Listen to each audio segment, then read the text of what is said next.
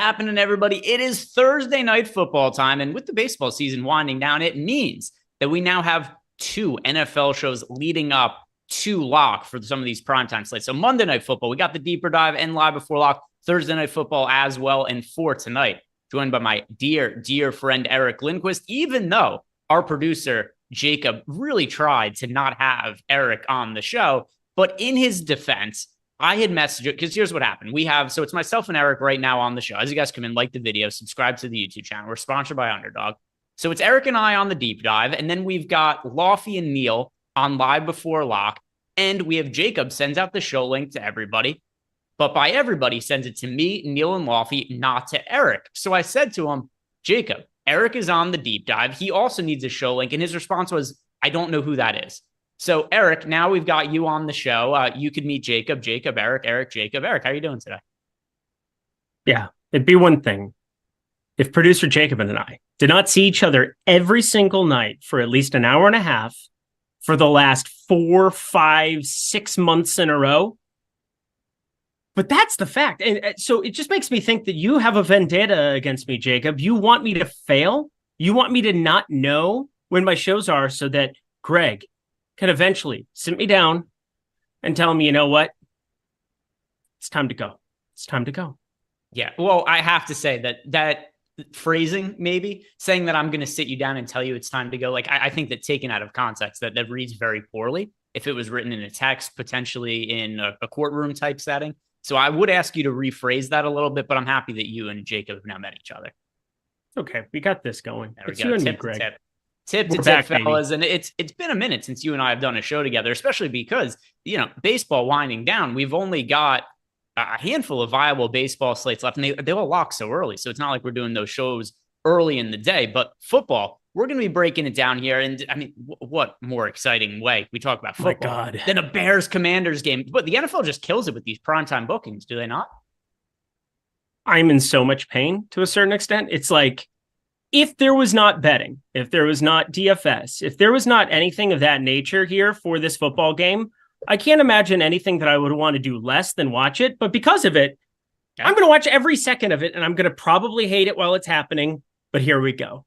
Yeah, I can't wait for the end of the game when I'm looking at my showdown lineups. Like, boy, I could really use Equinemius St. Brown to catch a 7-yard pass here or something like that. Because that's what it is you get to root for these garbage players, which there are very few good players in this game. So we're going to be getting to root for garbage players until the end, and it's going to be a good time. So, guys, we're about to be breaking that down in full. We're going to look at DraftKings. We're going to look at FanDuel, and also Owner's Box, sponsor of the show. If you guys haven't checked out Owner's Box yet, a couple of reasons to do it. First of all, overlay, that constant overlay. There's been overlay on the main slate, some of the showdown slates, and you should be taking advantage of it if you aren't already. In addition to that, when you sign up at Owner's Box using the link that we have below, you get 1 free week of all the data and tools we have at Stokastic.com for football. So our projections, ownership projections, even stuff like our contest generator, Sims tool, all included in our football package. And you get 1 week of that for free if you haven't checked out Owner's Box yet. So sign up using the link that we have below.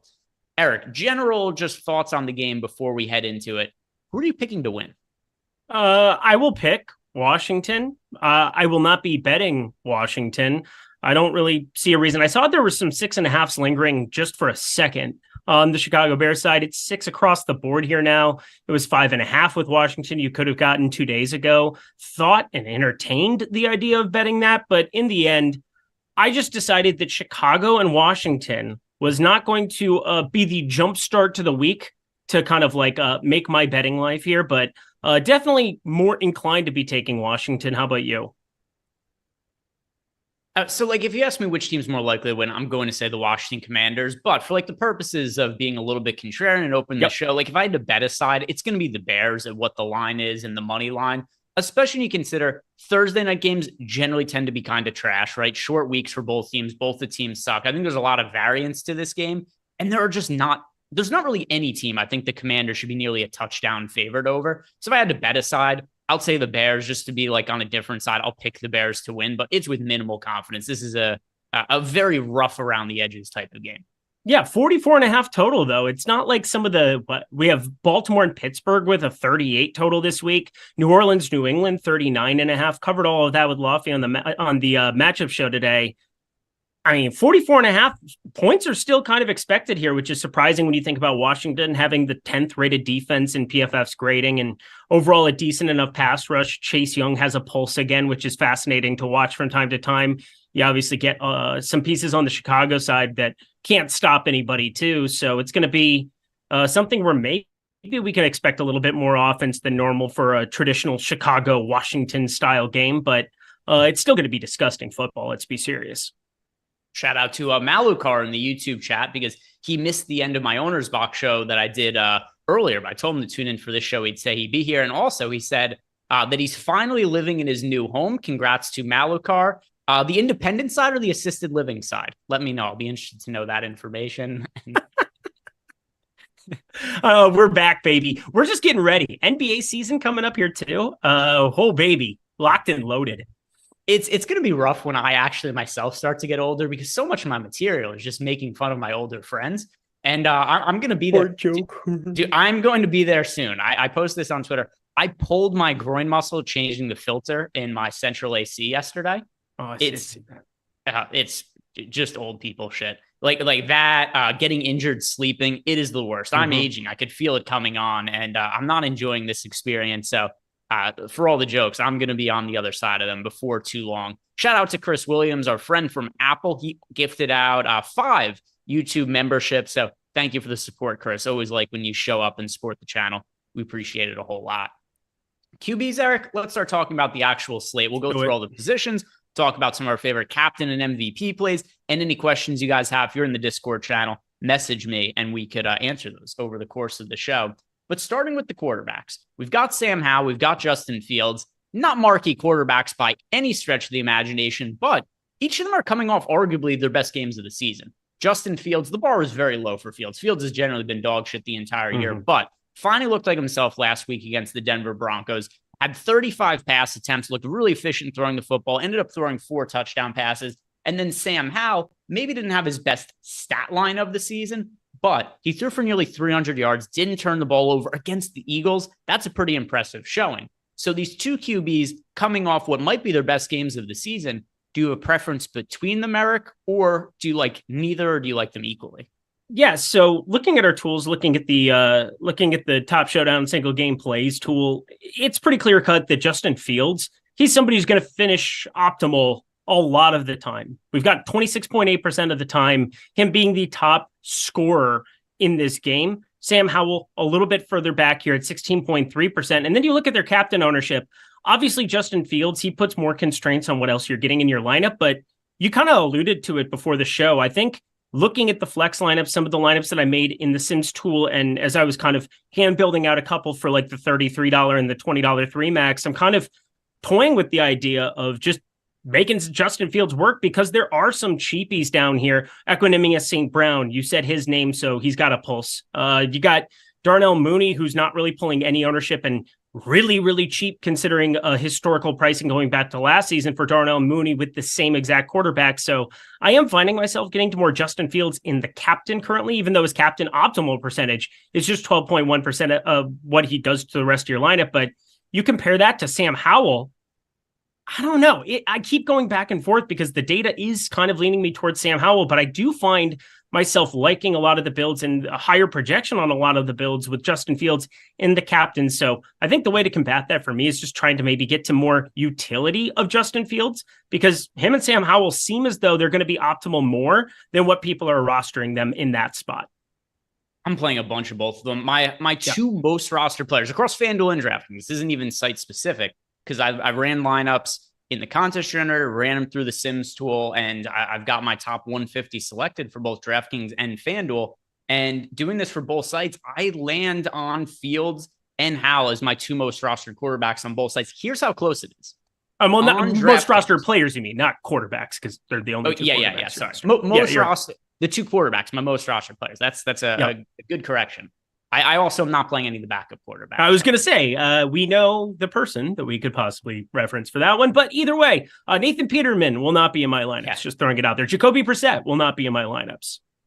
I have, out of my top 150 lineups on DraftKings, 85 of them have Justin Fields in the flex spot. 85 of them have Sam Howell in the flex spot. That's in wild. The captain, I'm getting to a little bit more of Sam Howell, but still overweight to each of them in the captain spot. So on the whole, these are my two most roster players, like I said, across DraftKings and FanDuel. I find it really difficult to get away from them, especially when you consider the highly priced skill position players for this game. Like, I don't really have a mass amount of confidence in them. And the way that showdown slates are priced, it's just all of the top skill position players generally have about the same price. So it's like DJ Moore is 10,000 on DraftKings. Terry McLaurin is 10,200 on DraftKings. If we go over to FanDuel and we look at the flex spots over there, you've got Fields is 17,000, Sam Howell is 15,500, but then Brian Robinson is 14,000, DJ Moore is 12,500. I just don't want to play these guys at the opportunity cost of not being able to play the quarterbacks. We have the quarterbacks projected for quite a few more fantasy points than the other skill position players. So quarterbacks it is for me. I guess the question then becomes, because you love to do this to me, I'm going to do it to you. If you had to build one lineup and you had to captain either Justin Fields or Sam Howell, who do you pick? Okay, so it is going to be, I'm going to say Sam Howell by a hair. By a hair. It's so close. But a lot of this has to do with the fact that, well, also I'm kind of relying on what our data and projections gave me after running everything through the Sims and then trying to figure out where the logic would be in this also. But I do view Justin Fields as being the higher upside quarterback, which is something that would initially make me say, oh, Justin Fields in the captain / MVP spot. I'm overweight to him in that spot either way. But if I'm playing one lineup, why the answer would be Sam Howell is because the Bears defense sucks. And at the very least, the Commanders do have a pretty strong front seven. That's fair. I have no problem with that. But yeah, Justin Fields, I think, would be the one that I would pick. And it has more to do with I'm stacking him up and I kind of know what the path is to him having that ceiling game. It's going to be with his legs. In addition, I mean, last week we did see him throw it around the lot. I think that's a special circumstance going up against the Denver secondary here. But Justin Fields, because if he's going to be the optimal captain, got a feeling that it's going to be him running for 80, 100 yards maybe for the first time all season, because there is that kind of upside there with him. Even though 59 yards in week one, still his highest rushing total of the season. They should just, I mean, you got to just find ways to unlock him with the legs here at some point in time. If you're Bears fans and you're actually trying to win football games, if you're trying to tank, go ahead and try to make him a pocket passer the entire time. But I think Fields, I can see the path for him being optimal a little bit easier. I feel like Sam Howell, there's such a likelihood that if he does go berserk, that you're probably going to want the main pass catcher in that scenario. So I think Justin Fields, just thinking through it as I'm hand building a couple of these as well, my priority if I'm building one lineup, like I know a lot of you out there might be. Yeah, we've got a super chat here from our friend Ryan Renebaum. Ryan asked us 1-5 stack on DK with Fields at captain with the Washington defense in utility. So one thing that is funny is as I look through my lineups, the most common build I have actually is 5-1 commander stacks. And a lot of them are with Justin Fields on the other side of it. Because if you think about a scenario where the Bears just get crushed, it's still realistic to think like, all right, maybe Justin Fields is kind of running the ball late and like he could put up like 12, 13, 14 or so fantasy points, even in a shitty outing where the Commanders kind of run them over. So I don't mind that build at all. 1-5 stack on DK Fields. And then also it has the Washington Commanders defense in it. Do you have any issue with that kind of build? I don't have an issue with it though, but I will say that I think you're probably running into scenarios where you're going to be duped in those kind of 5-1s a lot of the time, depending on who your captain's going to be from the Washington side. If you have enough salary to get up to Fields, so does everybody else. That's why a lot of my 5-1s tend to have one piece of the running game from Chicago, it would seem. I've got a couple as I'm going through my lineups. I've got Roschon Johnson as the one guy in quite a few of these. I've got Khalil Herbert in quite a few of these. I've got a couple with Darnell Mooney because of the salary constraints there. But 5-1, you're obviously thinking about that with either Sly, probably Washington defense in addition to it as well. But there's always a case for a guy who's a rushing quarterback like Fields or an Anthony Richardson, where if they do go off in that scenario, you could still just have it be one long touchdown like you had a couple of times last season with nothing else to show for it. Yeah, no, that all makes sense to me as well. And I mean, only two quarterbacks to talk about, despite my faux pas before. Anything else you want to add about the quarterbacks here? Not a lot. I mean, I guess, how many pass catchers are you willing to be playing with a Justin Fields? Because for me, this is kind of the interesting thing. You have DJ Moore and Cole Kmet that were the obvious smashes last week in doubles. I primarily played him only in singles for the full slate last week. But considering this is Showdown, do you have anything where you're trying to just get to like 2 max of pass catchers, or are you allowing it to be 3, 4 in some of those contrarian Bears builds you were talking about before? It's not something I really pay too much attention to. So for the way that I've been playing Showdown this year, where I'm just kind of running projections and then, building lineups on the contest generator, uploading them, running them through the sims, like I know a lot of the correlation is going to be taken care of me by our data to where I'm not looking like too closely at what it's giving me for Showdown. And I've done better at Showdown this year, FanDuel and DraftKings of Showdown single game, than I have at any other point. And I just think the biggest thing is just the contest generator and the sims to help me find unique lineups, which to me is more important than anything.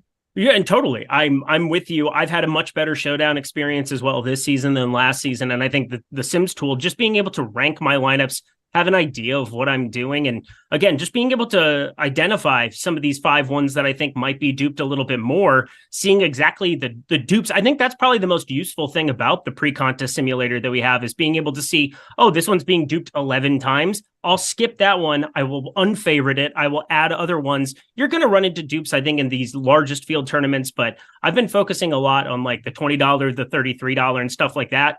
And it's been pretty successful just by finding some of these lineups that still grade out near the top for us, and some of these, depending on what your payout structure is, and then being able to just avoid the ones that are duped. Yeah. And by the way, just because I have it in front of me right now, there are like a handful of lineups that are expected to be duped a bunch today, but just because I'm looking in front of me right now for FanDuel purposes, for anybody who finds this interesting, this is the lineup that project to be duped the most right now by the contest generator. Sam Howell, the Commanders defense, Cairo Santos, Terry McLaurin, Brian Robinson Jr. So a 4-1 Commander stack on FanDuel. And then we've got Cairo Santos, which kind of plays into what you were saying before, which is why I wanted to bring it up, is that the most common builds are going to be some of those like onslaughts for the Commanders. And then if they don't include Justin Fields, it's going to be Cairo Santos at the kicker spot instead. Anything else to... No, I already asked you that. So let's just move on to the running backs then. And listen, the running backs to me are pretty interesting. I've like pretty contrarian takes at running back. For me, not to spoil it, I like the backups today. I like the second running backs based on what some of the ownership and the projections are. But overall, we do have a lot of ownership going to Brian Robinson. He's projected for about 50% ownership on DraftKings, some around 40% ownership on FanDuel. What are you going to be doing with a chalky Brian Robinson on this slate? So I was going back and forth on Twitter a little bit earlier today. James McCool, he's a great DFS personality, really nice guy for any interactions that I've had with him. But he put up a player comp thing that he's doing with some of his friends, some of the guys in his Discord and such. And he was talking about this 1v1, and it's almost identical numbers across the way for this entire season.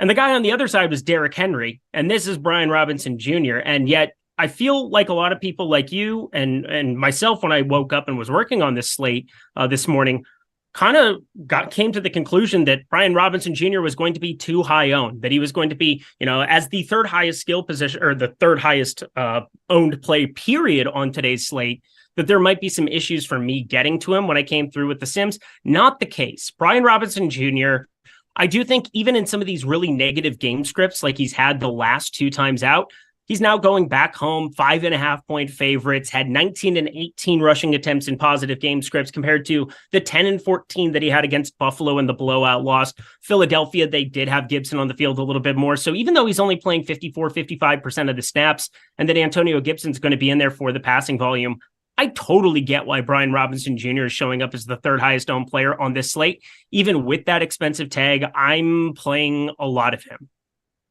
So, I have a good amount of Brian Robinson. It's just less than the field. So I have more than the field. Okay. And is that in the flex spot, the captain utility spot? Primarily? So in our tools, we have him at 47% utility optimal. He's got 41.8% utility ownership. Now he's over-owned in the captain spot. So for me, it's just finding ways to get to the utility with him a little bit more. And I'm not running away from builds where it's him and Antonio Gibson, because I think there's a lot of scenarios where, you have 3 red zone targets on the season for Antonio Gibson, 0 carries in those kind of situations. I think there's a chance where, depending on the down and distance, that you're looking at Antonio Gibson being mixed in some goal situations there, 3rd and 5, or, from the 5, things of that nature. So I'm more than fine to be playing them in the same lineup. And so I'm not running away from Brian Robinson Jr. playing him today, but definitely overweight. I've got 57% of him in the utility right now, only 6% of him in the captain. Yeah, it is 36% of Brian Robinson for me in the utility right now, which, you know, it's like a healthy amount of a player. It's just less than what the field is getting to when it comes to Brian Robinson. And part of the reason is because, like I said, I like the backup running backs on this slate. So we'll talk about DraftKings and FanDuel a little bit differently. At least we'll try to. But to be honest, a lot of my exposures are the same across these two sites. And even for like Owner's Box, when I was building out lineups for Owner's Box, I did an Owner's Box show, 2 hours ago, 2.5 hours ago, something like that. And when I was doing that, like I was kind of surprised at how similar my lineups looked across DraftKings, across FanDuel, and across Owner's Box. And it really stands out to me when I'm looking at the running backs. I'm underweight to both of the starters right now. I'm underweight to Brian Robinson. I'm underweight to Khalil Herbert, but overweight to Antonio Gibson, overweight to Rashawn Johnson. And I think that's part of the thing, too, that kind of drags down what my ownership is to Brian Robinson, is the fact that Antonio Gibson, I think, is a pretty viable contrarian play on this slate. Now, there are certain game scripts where I think we probably need to happen for Gibson to look good. Most notably, if this game plays out as it does on paper with the Commanders winning by a touchdown or more, it's going to be a Brian Robinson game. It's not going to be a Gibson game. But if you want to make an overall little bit more contrarian looking lineup where maybe it does have some of the Bears players in it, I do think Gibson makes a lot of sense in that kind of scenario on the other side. We'll build out different lineups using the lineup generator in a second as well, where we could, try to do different settings to make things look different. But Antonio Gibson is $3,200 on DraftKings with a lot of pass catching ability, especially if they get down in the game, it's going to be Gibson on the field, not Brian Robinson. And then also, if we look over on FanDuel, Gibson is only projected for 16% ownership in the flex compared to 35% ownership for Brian Robinson in the flex. Brian Robinson also a lot of MVP ownership, none really going to Gibson. Point being here, I think Gibson's a good contrarian play. You're getting leverage as well. If he plays well, it's not like him and Robinson are going to be sharing the field. So there's a direct pivot there. Every touch that Gibson gets is going to be a touch that comes away from Robinson, who, as you mentioned, super popular today. So I like Gibson in tournaments. Don't feel great about his floor, but it's a single game showdown. Who gives a shit about floor? That was perfectly said. Yeah. Floor, non-existent, don't care. Obviously, floor, you're only worried about if you're in a cash game setting, in which case, if you're playing cash today, you have fun with that. That will not be me. Yeah, cash games would definitely not be a situation to play Antonio Gibson. But then let's talk about the Bears running back situation, where my opinion is kind of the same in terms of starters versus backups. Field is getting to Khalil Herbert, not nearly as popular as Brian Robinson is. Herbert projected for, about 10 to 15% less ownership across DraftKings and FanDuel on the whole, utility and captain ownership being included in that. Between Khalil Herbert and Rashawn Johnson, do you like either of the backs for Chicago?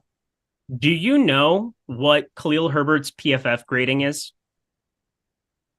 Okay, so it's not an average rating. It's either very high or very low based on the way that you had said that to me. I just want you to, I'm just asking, do you know his PFF grading? I have no clue. Just guess. If out of 51 qualified backs, where do you think he ranks? 69. Fourth. That nice. Nice. You're an adult. That's great. Barely.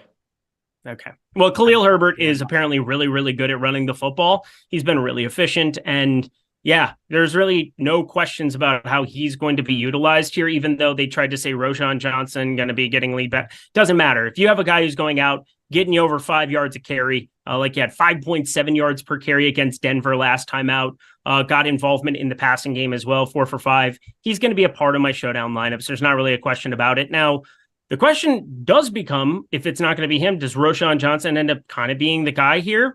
I would assume so. I mean, I'm not going to be rostering a Travis Homer down there at 300 more than likely. I think even though, he was active last time around, if we even, we'll be getting the actives and actives here coming up in the next 5-10 minutes, and we'll be able to see those as they come in, see exactly who's going to be active on that side of things. But I do like the idea, if you're playing one lineup, of playing Rashawn Johnson over him. But right now, I have more Khalil Herbert. So, by the way, for me, like I have more Brian Robinson than I have Antonio Gibson. I have more Khalil Herbert than I have Rashawn Johnson. It's just relative to ownership. I end up underweight to the starting backs and overweight to the backups. Like, for instance, I've got my FanDuel lineups in front of me right now. Khalil Herbert, I have in a total of actually about even with the field, 34% of him, but I have 27% of Roschon Johnson, where he's projected for single digit ownership over on FanDuel. So like the field is just not playing Johnson over on FanDuel. Whereas then also on DraftKings, kind of a similar scenario. Johnson only projected for 16% ownership, Herbert at 32%. And we're not that far removed from, I remember 2 weeks ago, the story came out that Roschon Johnson was going to be a little bit more of a priority in the Bears backfield. He was somebody who's going to see more of the bulk of the snaps. And I remember I'm doing my tournament strategy show with Neil, and we're getting all these Roschon Johnson questions in chat where people, all they wanted to do was play Roschon Johnson. And then he just didn't see increased workload in really any kind of significant way. Now people just don't really want to play him. And now he's going to be low owned on a showdown slate. We only got one game to choose from. There's 4 running backs, unless there's another running back that, I mean, you said you don't like Travis Homer. And the only running backs that we are projecting to even step on the field are Robinson, Herbert, Johnson, Gibson, Homer, and Blasingame. And I mean, we're looking at 0.18 fantasy point projection for Homer and 0.37 for Blasingame. So like nothing of significance. So it's only 4 running backs that I'm really looking at for this game as being at all relevant. And Roschon Johnson, is he likely to overtake Khalil Herbert? No.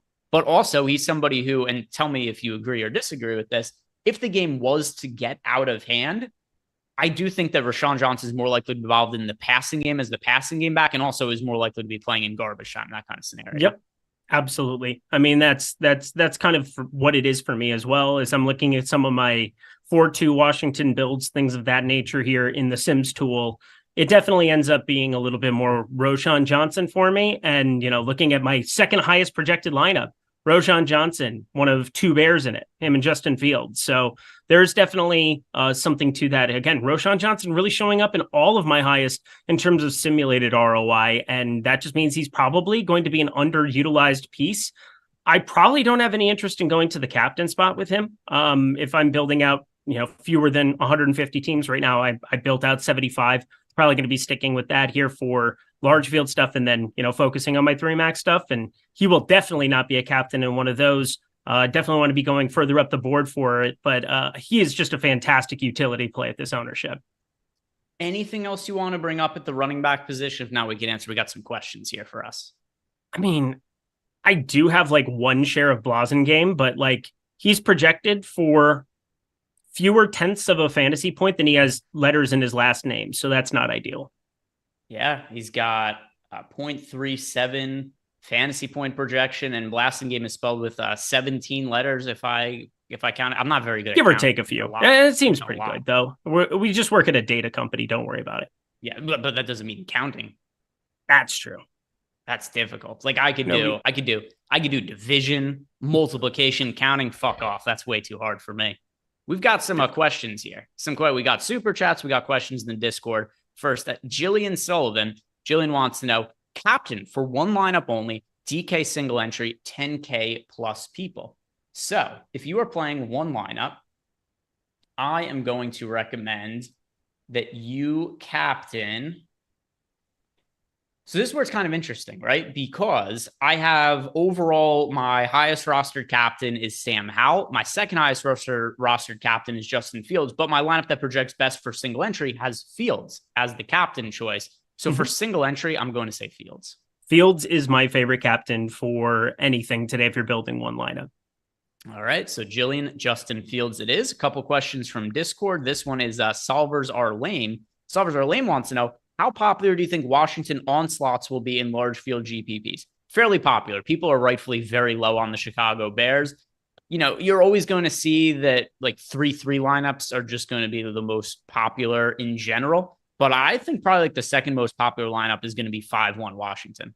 Yeah, I'm almost doing my best as I'm piecing through all the hearts on the pre-contest simulator, just counting out the players and just, deciding where I want to be. And it seems to be away from 5-1 Washington. It just seems like something that is just showing up too much. And I do think, 4-2 will definitely be the most popular way with the Washington side of things, but there's at least ways for me to get different with that one. It's so hard looking at the 5-1s for the Washington. It's got, Justin Fields in it for me to want to be clicking on that button. So I'm more inclined to be playing the 4-2s even today, which is strange. Running back question from Einstein, and he wants to know thoughts on Gibson at captain tonight. So I don't have very much exposure to Antonio Gibson. He's not a fade for me in that spot. Like if I was playing 1, 2, 5, 10 lines, like Gibson wouldn't be the captain in any of them. Here's what I think about Gibson as a captain, though. If you are going that route, don't play Brian Robinson in that lineup. And then also, I would prioritize getting to more of the Bears side of the game in some of the flex spots. The reason being is what I think the best possible game skip for Antonio Gibson is the Bears are leading in the game, and maybe they're up a touchdown or two in the fourth quarter. And then if the Commanders have to throw the ball to get back into it, that's where Antonio Gibson comes into play. And that's where I think he has the most upside. So if you are going to play Gibson, I think you want to be a little bit heavier on the Bears passing game and the rest of the lineup. Does that make sense to you? Yeah, it makes sense to me. That would be also like if you're building out one lineup, that's the way that you would naturally think about it. I wouldn't be completely against the idea of having Gibson in the captain and then having Brian Robinson still in that lineup, utilizing some of the salary. Maybe he gets goal line work. Maybe he busts a big run, and maybe Gibson ends up being the guy that they go to garbage time with. We haven't really seen a situation where Washington was up 21 in the fourth quarter. Who's going to be out on the field for that? Are they going to put the bubble wrap on a guy like Brian Robinson, who I think matters more long-term for them than what Antonio Gibson does? But I will say, building out one lineup, there's no doubt that I would be doing it that way. Like you said, not having Robinson in it. All right, so let's build some lineups in the lineup generator. Jacob, would you mind throwing the lineup generator up on the screen? We'll do it for DraftKings. We'll do it for FanDuel. Look at different lineups we could build within it. We'll analyze some of the results of that as well. And then also, if you could, Jacob, share that screen with Eric and I with the lineup generator so we could see what it is, and we could can't. Oh, okay. It's sign language, but I think I'm picking up on it. Let me see if I could pull up the. By the way, can you message me what it is? Yeah, it is. He's like a third base coach right now. I'm getting all the signals. Bunt? We're bunting? Seems like a Michael Taylor every freaking time lately. What is going on? Why are we bunting? All right, let me check my messages and see what it is here. With if not, I could pull up the YouTube stream and I could just see what it is that we have on that. Also, Slack's been weird for me today as well. Slack's been weird for me too. No notifications. No notifications. Oh, okay. Zoom share will crash his vMix, he said. So, good. We're not going to do that then. Yeah. So instead of screen sharing then with us, just put it on screen. I'm opening up the YouTube in a separate window, and then I could see what it is that is going to be on screen. You're smarter than the average Greg. Yeah, I mean the bar is very low. We're known as we're known as an idiotic name. It's not a smart group of people, the Gregs. So here we go. We got it up on screen right now, and let's go to. Can you make it a little bit smaller on screen so people could see the full thing, Jacob? All lineups. It's very loud. We'll go all line. So Eric, you speaking louder doesn't make it easier for people to see. Sorry, my bad. All right. Yeah, I wasn't sure if you knew how. I wasn't sure if you knew how sound worked. I'm having trouble controlling the volume of my voice. So if we go ahead and let's also talk about this. So we'll start with DraftKings. Is there a specific game script you want to do? Do we want to try to go crazy and just see like what happens if we go Bears up arrow, like a Bears blowout? Here's what I've been thinking about, and correct me if I'm wrong, but this seems like an awesome showdown to go fewer, as in like fewer points than expected. I'm trying to get some of these builds where, again, we have a 44.5 total. We have a lot of nothing that's like exorbitant amount of salary. Like Justin Fields, pretty darn expensive. Terry McLaurin, pretty darn expensive. DJ Moore, Sam Howell's pretty gettable, I suppose. But like, I really like the idea of like having this be a 11-7 type football game and seeing where that lands us. All right, so we'll go down. So go to all lineups, Jacob. And let's go the down arrow on both teams for DraftKings. So if you scroll down, you'll see all the way at the bottom, we're going to go for a low scoring game script. So Bears down, Commanders down, and then save 20 of these lineups and we'll look at what the overall exposure is. So in a game script where we're expecting it to be low scoring on both sides, what do you think we're going to be getting to? Kickers, defenses, quarterbacks, something like that? We're going to be getting some defenses here. And obviously the Bears defense is one nobody wants to play, and I have a lot of interest in them tonight. All right. So let's see what ends up happening. Let's see. I don't think I've been overweight to defense on Showdown like all year. There's no way that I'm not going to be overweight to the Bears defense today. It's Washington, and we're treating them as though they're immune. And then also the Commanders are 5,400, so they're not exactly free. They're way better projected. There's no doubt about it. But like for such a volatile position here, I feel as though a 4K Bears team in some of these really low, disgusting type projections. Oh my gosh, look how much Curtis Samuel we're getting. That's just welcome to the low scoring game script where the slot guy just gets more than you'd think. So here's what happens. Even in these low scoring game scripts, you still get to the quarterbacks because the players that are going to do well in a low scoring game, it's the defenses, right? And then what ends up happening if the defenses do well, you see here, we're getting to 33% of the Commanders defense, 33% as well as of the Bears defense in these lineups that we built here, is that you just have to spend the salary somewhere. So exactly. That's what you kind of get to some of these quarterbacks. And both of these guys run. Sam Howell going back to UNC, he was not shy in the running department. And it was nice to see against Philly in crunch time there, 6 attempts, 40 yards. He's that kind of a guy. 1 run for 18 yards against Buffalo, 2 for 13, 2 for 11. When he does run, he gains a lot of yardage in the process, going back to his UNC days. So that is a part of his repertoire. And so for him and Fields, I have no problem putting them in a bunch of these type of lineups where it's defenses on the other side.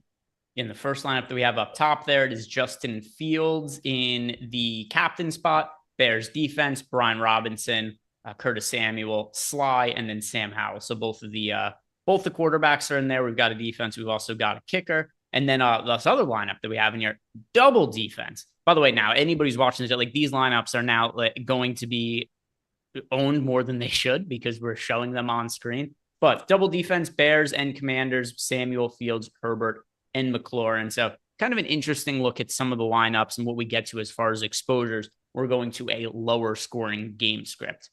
So let's do it now for FanDuel. So Jacob, go back to the home screen and we'll build out lineups, but now for FanDuel, and we'll see what ends up popping up there. By the way, if you guys haven't checked out our lineup generator, this is the easiest tool for newer DFS players to use. And as you see here, it's going to be really useful for Showdown if you guys haven't checked it out yet, because you get some of those manual inputs, right? You can figure out a game script you want to put in. Do you want to be high scoring, low scoring, get a projected team to be a blowout? Or is it a game you think is going to be a neutral game script? You could put some of those settings in, and then from there, it's going to give you lineups built on those game scripts.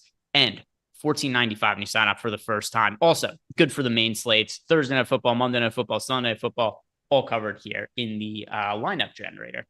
For FanDuel, let's go contrarian first for the ownership setting, Jacob. Let's check contrarian off this time. I want to see if we could do some weird shit here. I'm so here for it. Yeah, not like the weird shit we usually do together, but like lineup building weird shit. So you're not here right now. It's okay. Yeah. So we're going to go Bears up, Commanders down, Jacob. So we are going Bears blowout in contrarian lineups.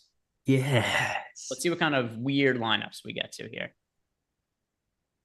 That one's actually not that weird. But save some of them, save a handful, Jacob, and then we'll look at the lineups. It got weird, didn't it? Yeah, it did. And also, if we have any questions in Discord, I'll go and open that up and make sure we answer those. But we do not right now. Any other questions, hit me up and we could answer those. As far as exposures here, probably not a shock, but we did get to, and what do we 100% Justin Fields, 100% Terry McLaurin. Hello.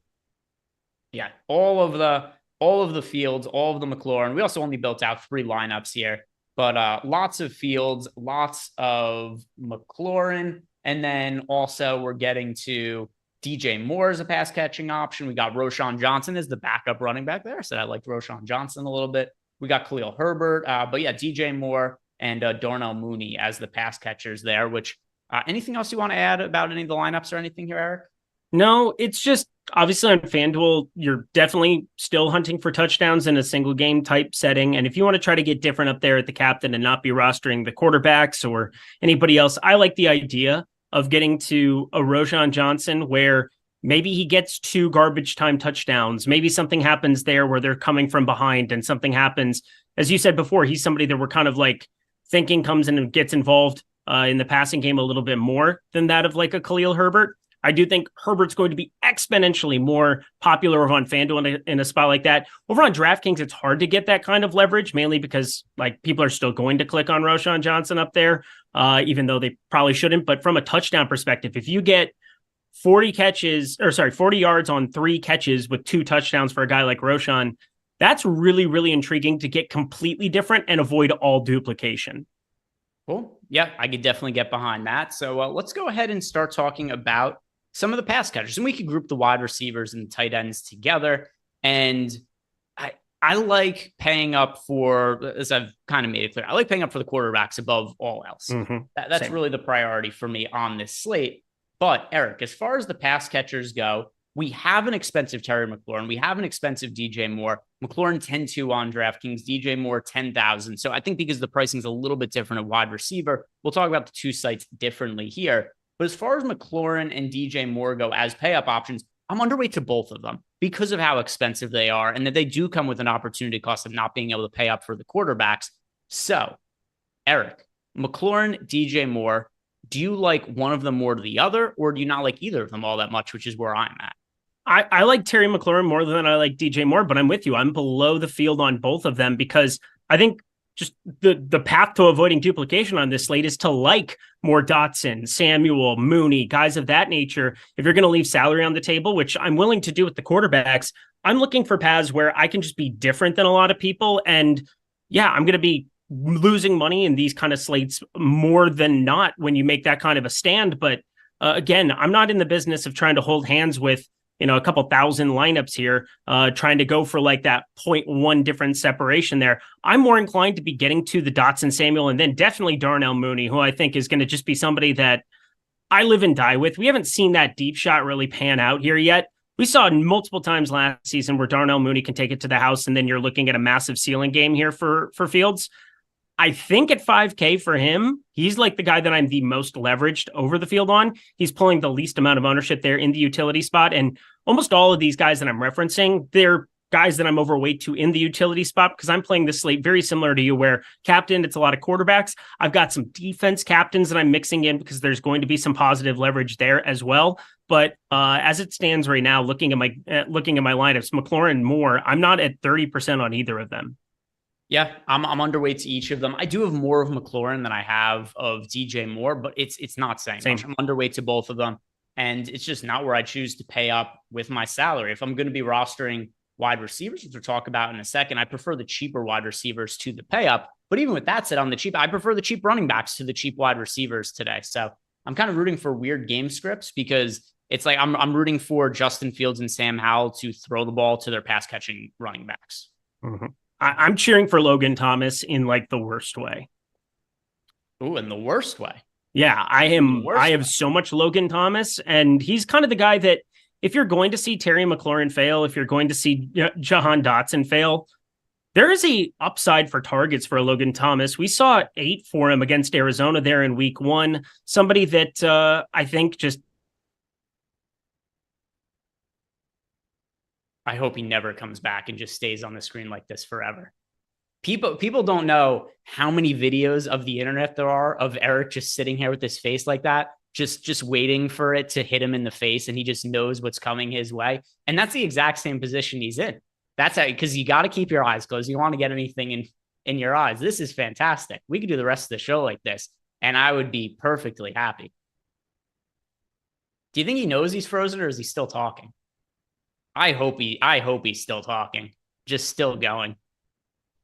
Anyway, by the way, I don't even disagree with Eric on Logan Thomas, because if actually I look at my exposures here, and my most rostered pass catcher from this game actually does happen to be Logan Thomas. You've got decently low ownership on him. He's projected for, well, this is starting with DraftKings, but I have Logan Thomas.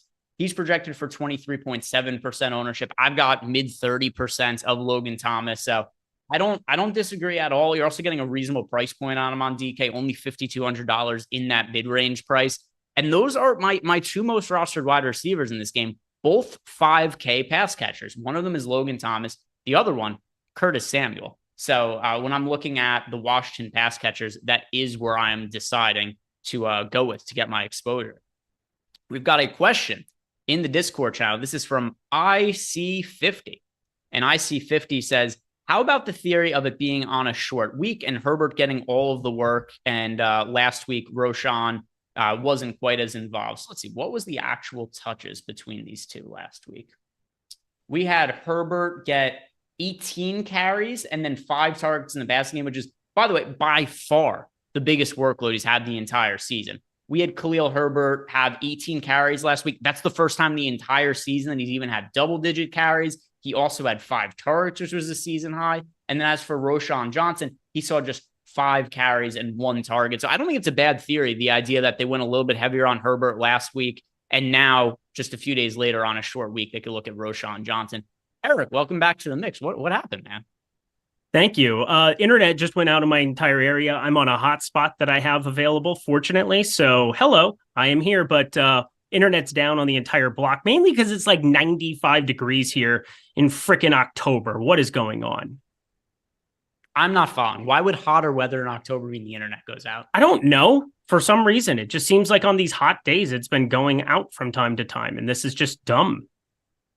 I've never had that experience before. The internet goes out because it's hot outside. I don't know. I'm theorizing, okay? But no, the entire internet is down for the block. I just yelled at my neighbor. All right. So there we go. We found another thing that Eric doesn't know very much about, internet, which I mean, not that I know all that much either. You should, by the way, your face when you got frozen on screen. It was quite something. One of those, just like I got shot and then, had my O face on. You are not far off from my commentary when you left, as I'm sure you could imagine.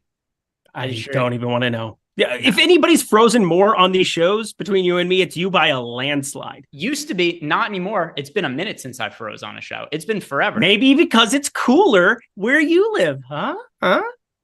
No, I don't think that's it. I think it's more because I figured out what the issue was.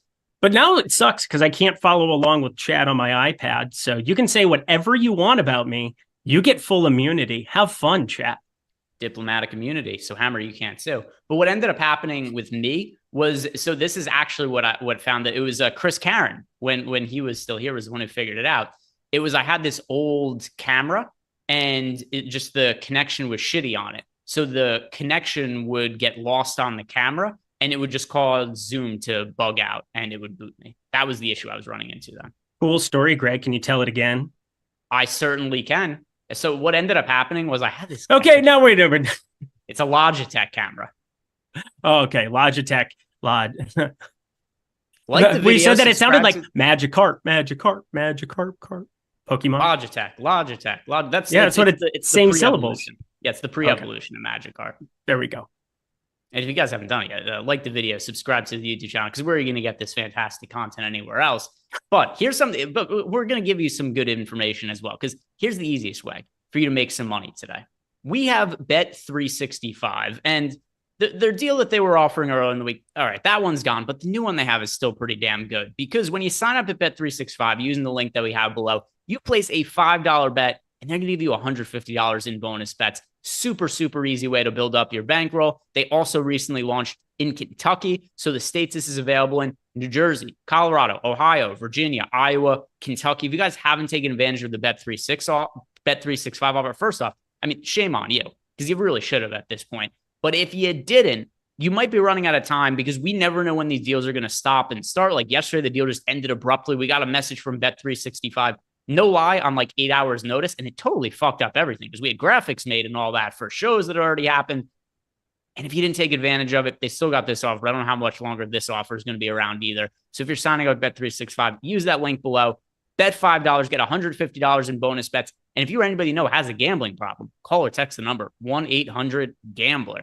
So back to the pass catchers, Eric. I was kind of doing my run through of the mid-range, and I agreed with you. I like Logan Thomas as well. Also, I'm getting over what's the field on Curtis Samuel in the mid-range. Is he somebody you like, or are there any other pass catchers from this game that stand out to you? I get nervous about Curtis Samuel. He's kind of a projection darling. He's kind of popping in everything that I'm doing. He's 0.24 away from what Jahan Dotson is, and then he's 1,400 less.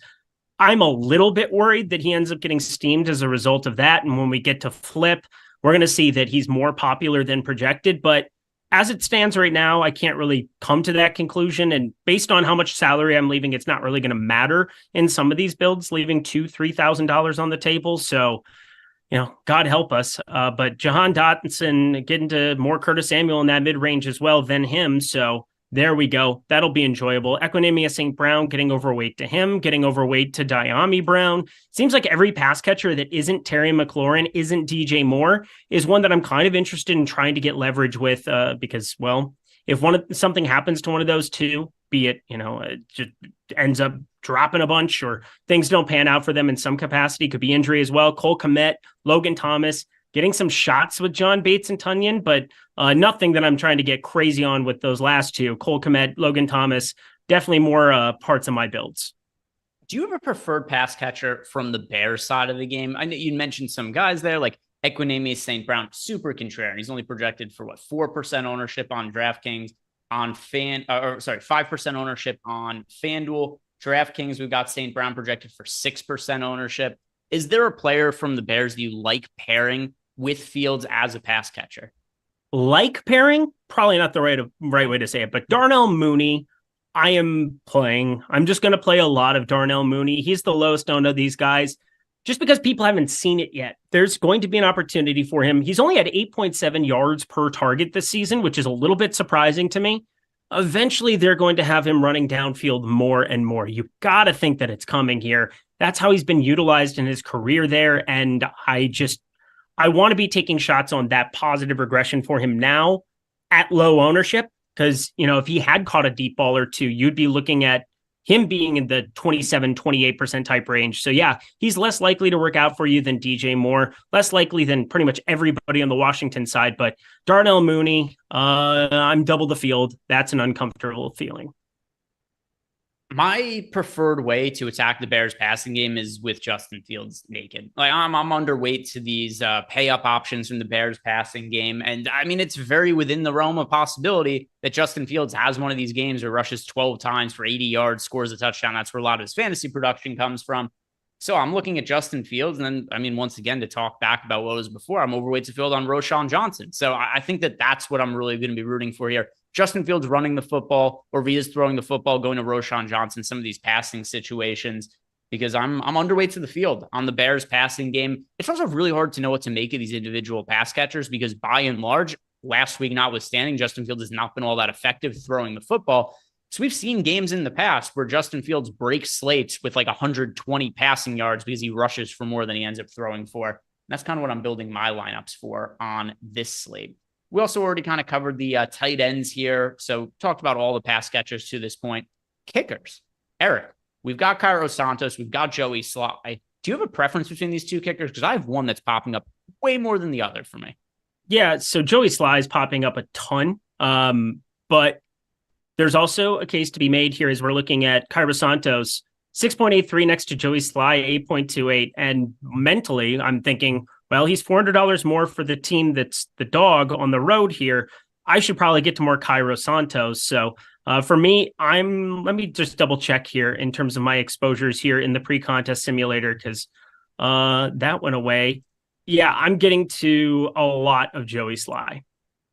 Same. I am. Well, I shouldn't really say a lot. I'm getting a lot of him relative to Cairo Santos. 24% Joey Sly. Santos is one of my most underweight stances on the entire slate. Like I'm hardly getting to Cairo Santos. If I lose in Showdown tonight because Cairo Santos kicks 5 field goals, like, all right, whatever. That's what takes me out. So I've got Joey Sly in way more lineups than Santos. I have a total of 8 Santos lineups tonight. So Santos not going to be a priority for me. Joey Sly I'm a little bit overweight too. So if you guys need a roster, a kicker, go ahead with Sly over Cairo Santos to save salary. Defense. Louis, stop it. I've got a friend watching this show, and he just said that Cairo Santos hasn't missed a field goal all season. Shut up. I don't care. Cairo Santos is not a good, that means nothing. Also, how many field goals has he kicked this year? Let's pull that up.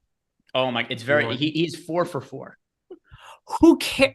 Again, that means nothing to me. That's the weirdest piece of analysis that friend. you ignore my train of thought. My computer goes out. The internet's not working, and I have to deal with insolent friends that are. Yeah. Eric's friend, you're a cuck. Nobody cares that Cairo Santos is 4 of 4 field goal kicking this year. There we go. You don't even have to send the text message now. Mm-hmm. Cairo Santos is 4. I hope he goes 1 for 3 on field goal attempts now today. 1 for 3. And the one he makes, I hope it's a 39-yard field goal. So misses out. Me too. I was gonna say I was cheering for 29-yarders, 39-yarders. Yeah. Let's go. Yeah. No friend of the 29, 39 doesn't matter. If it's 49 or 39, that would be ideal. Block his phone number, delete him. We're not here. Yeah, honestly, I can't. Nonsense kicker takes. Yeah. Defenses.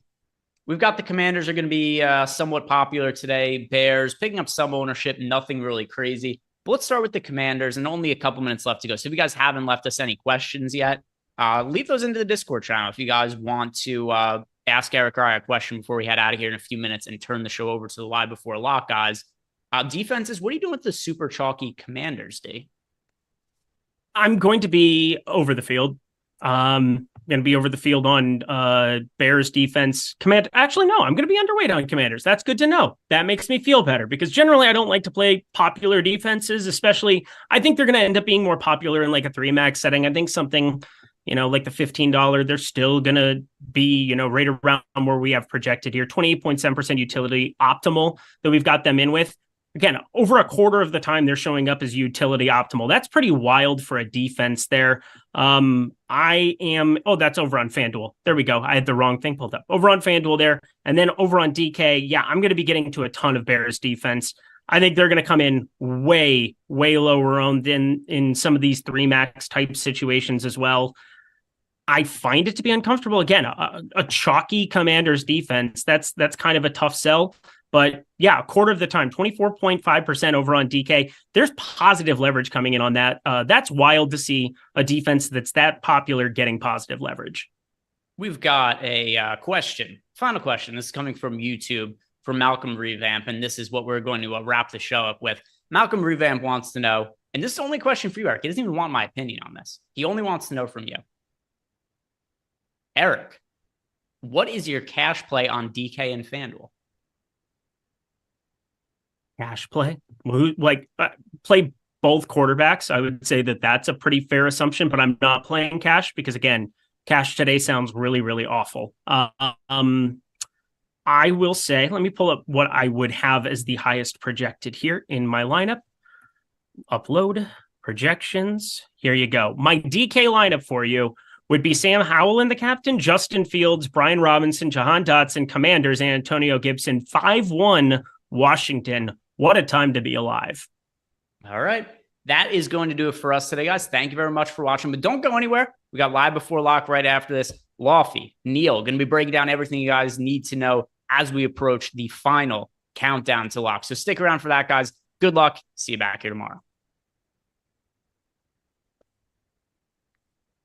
My AC doesn't work because the power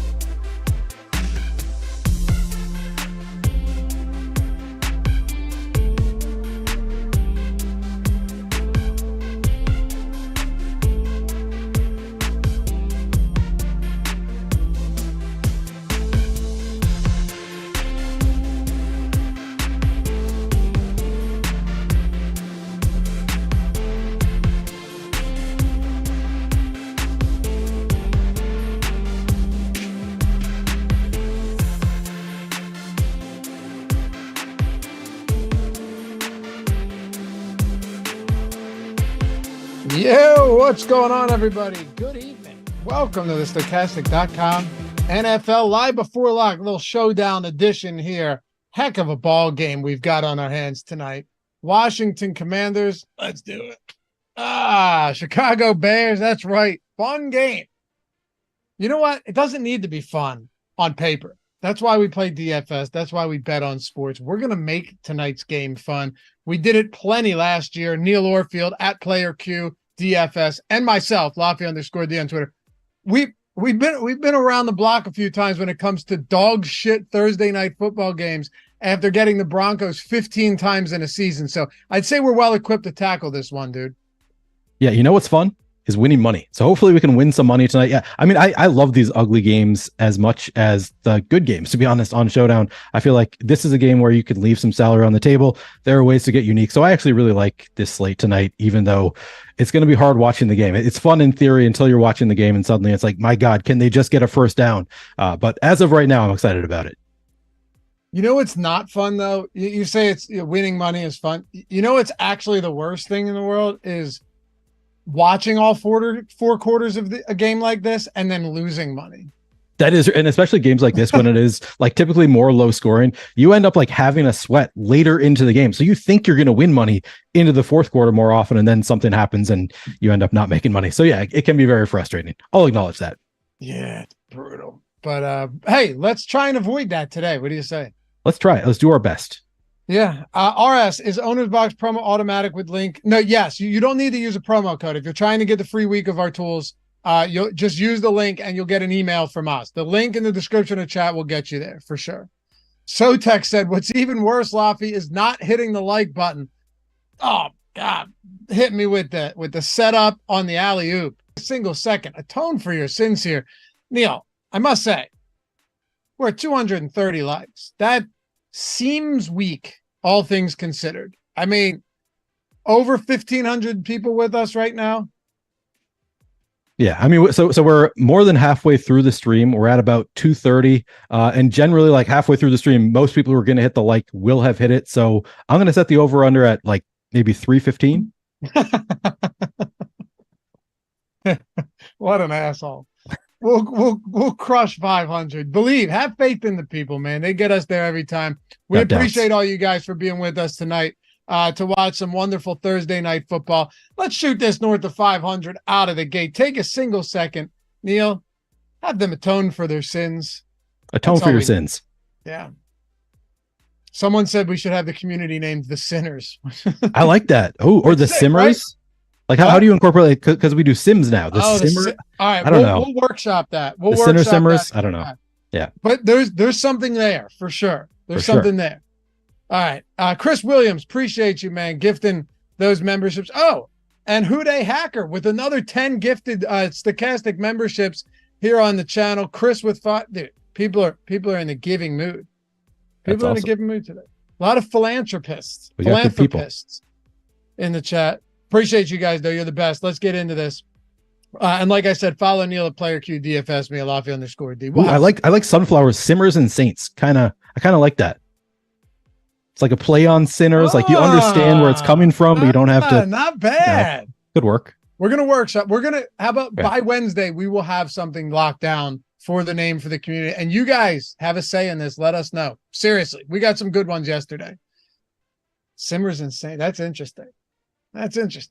Kind of like it. All right, let's do this. What a game. So you've got a 45-point total here, and you've got a 6-point spread. Now, let me lay the foundation, and I just want to get your initial thoughts on this before we dive in. So Tevin Jenkins is back for Chicago. That might not seem like a big deal, but what's that? Is he out? You good, Jacob? Oh, I thought you were talking to me. So in the event that he is like actually competent in this one coming off of the IR, they've got somebody now on the offensive line, right? He is in today, right? Just want to confirm that he is in. I believe everything I said. Yeah. So he's activated. So I assume that he's going to play. Probably. They're without though. They're two top guys in the secondary for whatever that's worth, right? Not like that was great anyway. But Eddie Jackson, Jalen Johnson are out. On the other side, you have a team with the Commanders, Sam Howell. This guy under pressure is legitimately the worst quarterback in the league. We saw it in week 3. But Sam Howell's not bad if he has a clean pocket. Like, he's pretty much league average. We saw that last week. Somehow the Eagles got no pressure. The Chicago Bears do not get pressure on opposing quarterbacks. Yeah. They also can't stop the run. So there's a lot of dynamics at play in this game tonight. And just also Chicago gives up, or Washington gives up the deep ball a lot. That's been a big issue for them. They give up the deep ball a ton. So on each side of this game, I think we could make pretty good arguments that there is a world, fellas. There is a world where this game actually goes north of the total. 45 points is a lot. I could see it north of 50 if everything goes according to plan.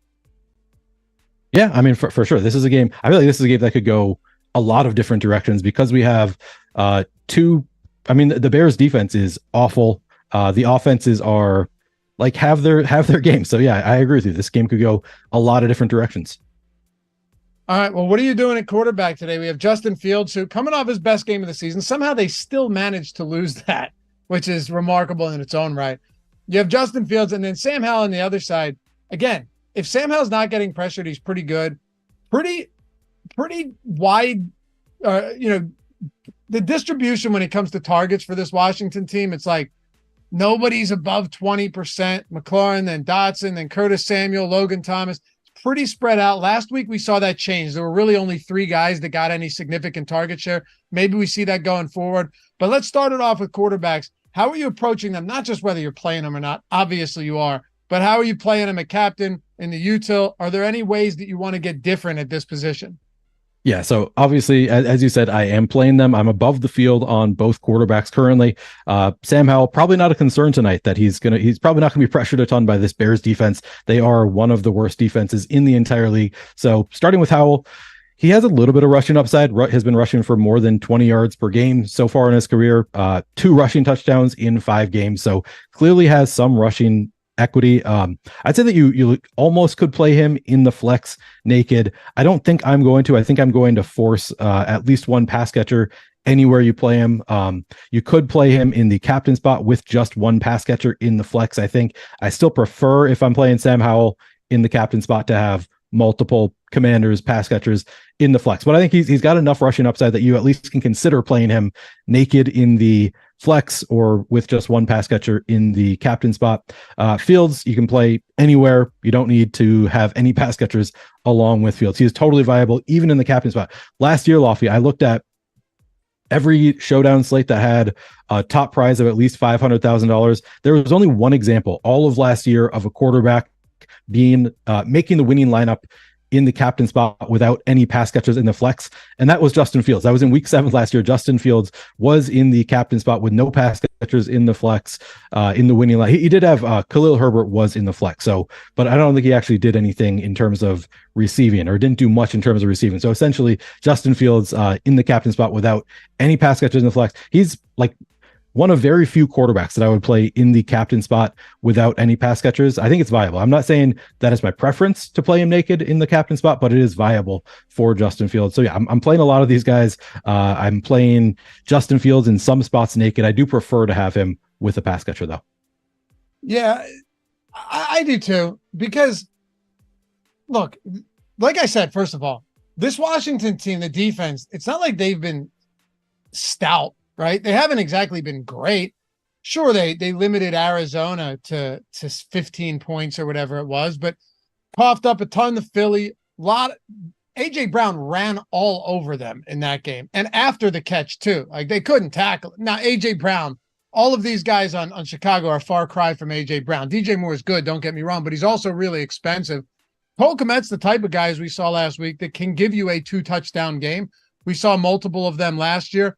Do you have a preference on who you're looking to pair Fields? And I should point out too, Darnell Mooney, while he hasn't been involved heavily from a target share perspective, he's a speedster. Guy's like 107 pounds. He's fast. Yeah. That's what he does. Strong wind blows him off the field, but he can get down the field quickly if it's on a mildly windy day. And you might only need one from a guy like Mooney. He's not super cheap, but he's on the field for 75+% of snaps. Do you have a preference here who you're looking to pair with?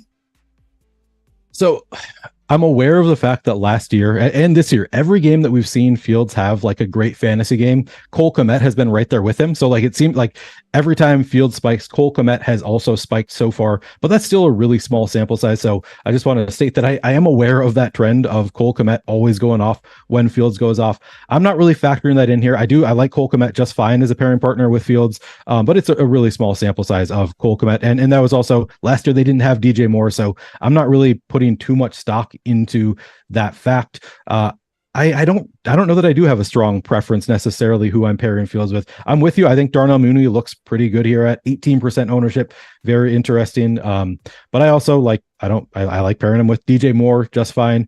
I'm not forcing, as I said, I'm not forcing any stacks with Fields.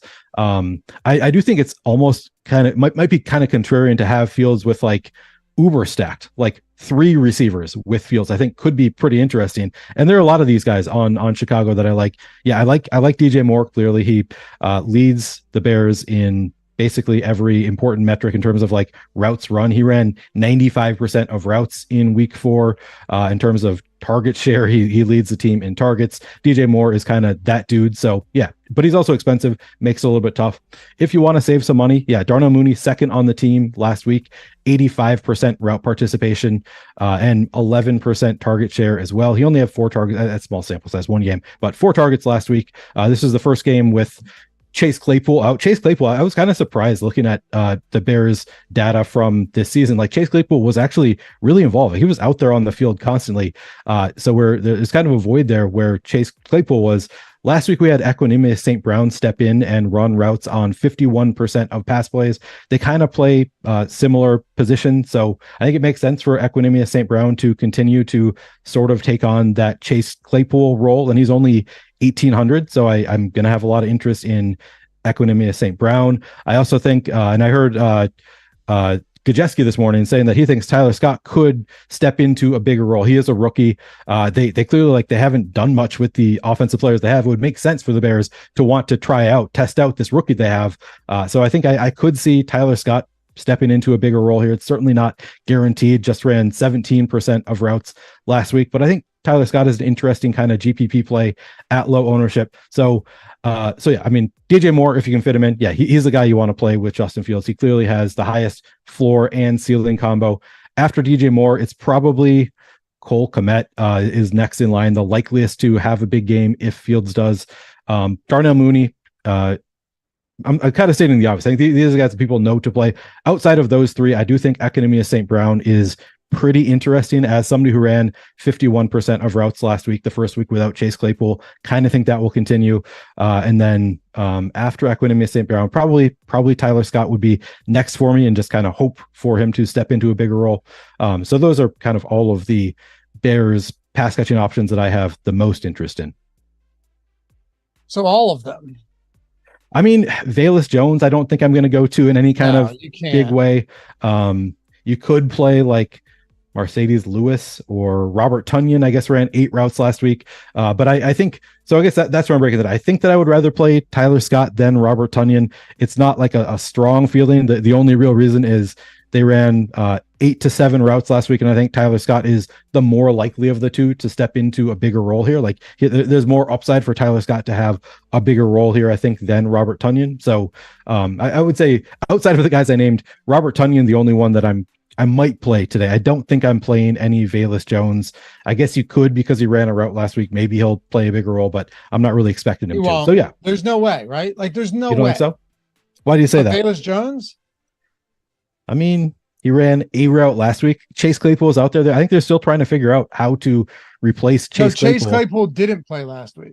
Yeah. He was out last week. But we only have 1 game without Chase Claypool, and we saw Equanimous St. Brown step into it. But I think they're still sort of trying to figure out what to do there in the receiving core. So yeah, I mean, I'm not playing Velus Jones. I wouldn't say that you can't if you're like MME, but yeah, he's not a great option. Yeah, who knows? It's just very difficult for me to see that because this guy, even last year, is a rookie, right? And they drafted him. When they drafted him, I believe in the 3rd round, everybody scratched their heads. Everyone. This wasn't like, oh man, this could be great. This was what the hell is going on? And he was still wildly unproductive. And now this year, he's not even getting, like, Chase Claypool is out and Velus Jones Jr. can't get on the field over Tyler Scott and Equanimous St. Brown. And Equanimous St. Brown is not good. So true. Yeah, I mean, that is probably a fair assessment. But the fact that we don't think the Bears should be playing Velus Jones doesn't necessarily mean that they won't play Velus Jones. Is the counterpoint, I guess. But and then as I recall, last year there were actually some games where they tried like designed plays for Velus Jones, like in the red zone. They would like give him like short dump off passes, weird. So you never know if they're going to come back to that at all. Probably not. I agree with you that it's an unlikely thing to work out. I'm not going there, but I wouldn't say that you can't play Velus. It's the Darnell Mooney spot that really has me conflicted, Neil. Like that's the spot among anything really that has me conflicted. It's not like we have him as a super positively leveraged play or anything.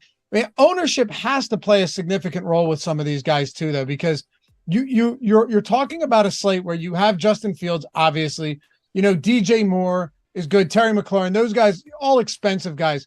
Once you get past that, though.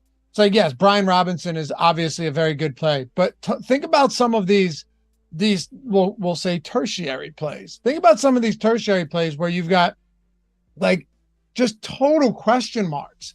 And it's not just on Chicago either. There's some guys for Washington that you could say the same thing about, like De'Ami Brown.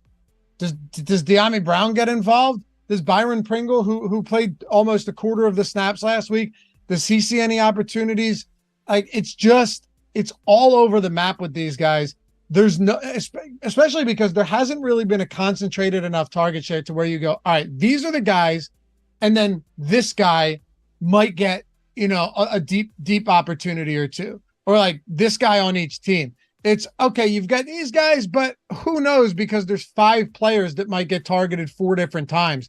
It makes it pretty difficult. We haven't gotten the running backs. We will, but yeah, I mean, with Sam Howell, what about this?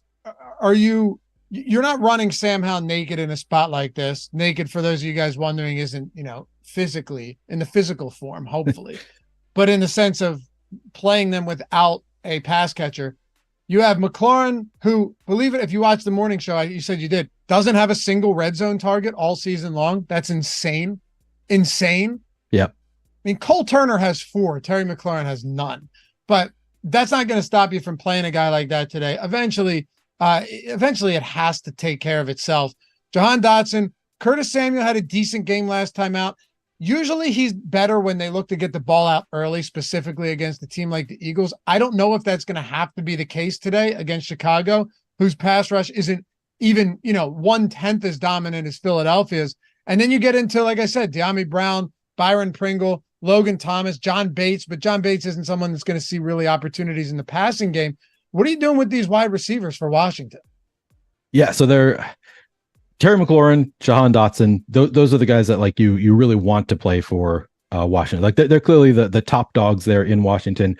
82% route participation for Terry McLaurin last week, saw 10 targets. Then you have Jahan Dotson, 76% route participation, saw 8 targets for Jahan Dotson as well. These are guys, especially against the Chicago defense, like all these guys very much in play. After those two, Logan Thomas ran 74% route participation last week. So there's kind of a clear top 4 here. It's Terry McLaurin, Jahan Dotson, Logan Thomas, Curtis Samuel. Those are the 4 that I'm really like excited to play here. Those are the 4 that are on the field a lot, are going to have real opportunities for the Commanders. After those 4, there's a pretty big drop off in terms of pass catchers. De'Ami Brown ran 26% routes last week. He did see 3 targets as well. So at low ownership, De'Ami Brown, certainly somebody you could consider. Byron Pringle, I believe this is a revenge game, is it not? The Bears, I think that's where he went after Kansas City. Byron Pringle? Yeah, isn't it? Yeah, he went to the Bears. Yeah, he did. I mean, but here's the problem. Is it a revenge game, or should he be sending them all gift baskets for getting them out of that? Yeah. To be clear, it's a remember me game, as I say. To be clear, I don't actually care about that. In this, like, there's occasionally there might be spots where I think maybe they're going to get him the ball. They're going to try and it doesn't matter for Byron Pringle. The Commanders don't even know that he used to be on the Bears. I don't think so. I'm not. It's not actually a factor for me for Byron Pringle, but he did run 9 routes, 18% route participation last week. It was pretty interesting to me to see that last week both Cole Turner and John Bates only ran 5 routes apiece. They actually, like, on the season, and I looked this up earlier, they've run 42 and 43 routes. So I think most people would assume that Cole Turner is the second tight end here, but they've actually run the same number of routes on the year, or within one route of each other on the year. Cole Turner and John Bates, both down to 5 last week, though. It was kind of concerning. Bates did see a target last week, so for whatever that is worth, he's not super involved in the passing game, but I think that Bates is. And actually, let me look up his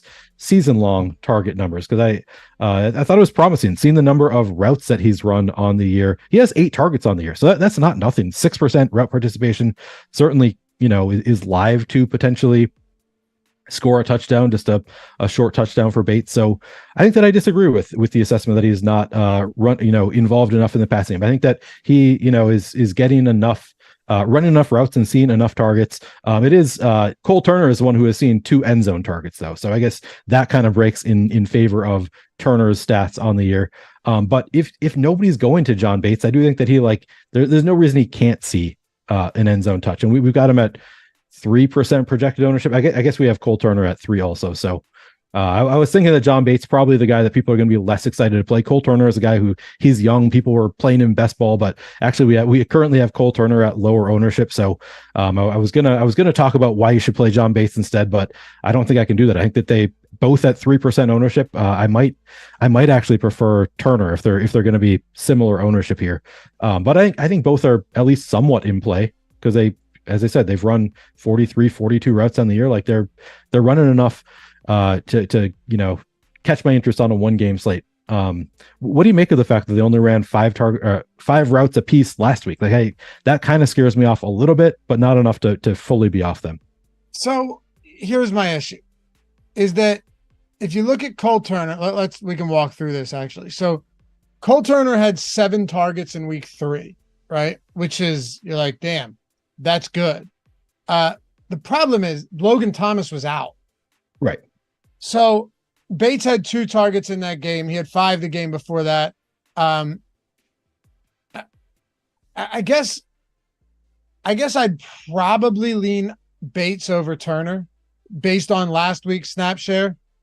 I don't feel great about it at all. I mean, look, ultimately, and then last week we just saw those guys not involved at all. Right. The target share was concentrated, like I was saying, a lot more heavily between their top 3 guys in Dotson, Loughran, and Curtis Samuel.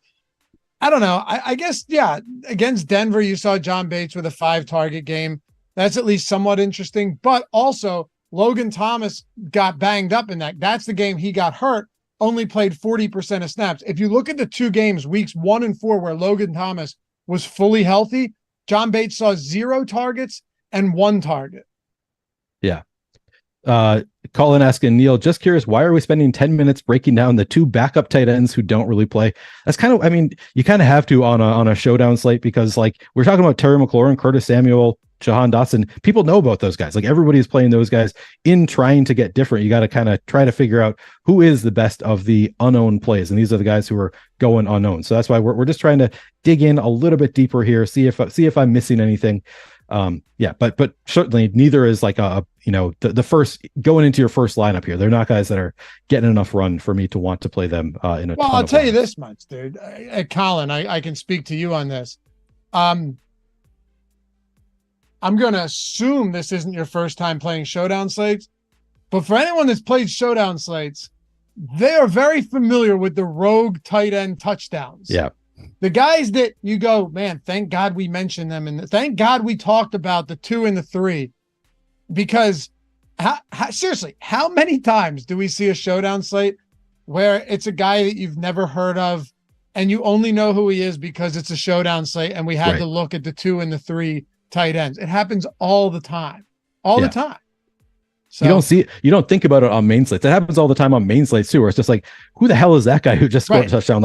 He wasn't even on my radar, but you don't care on main. Yeah, exactly. So yeah, you got to on showdown slates. For sure. I mean, look, ultimately neither of those guys are particularly good plays. I think we both agree on that, but it doesn't mean they're not viable.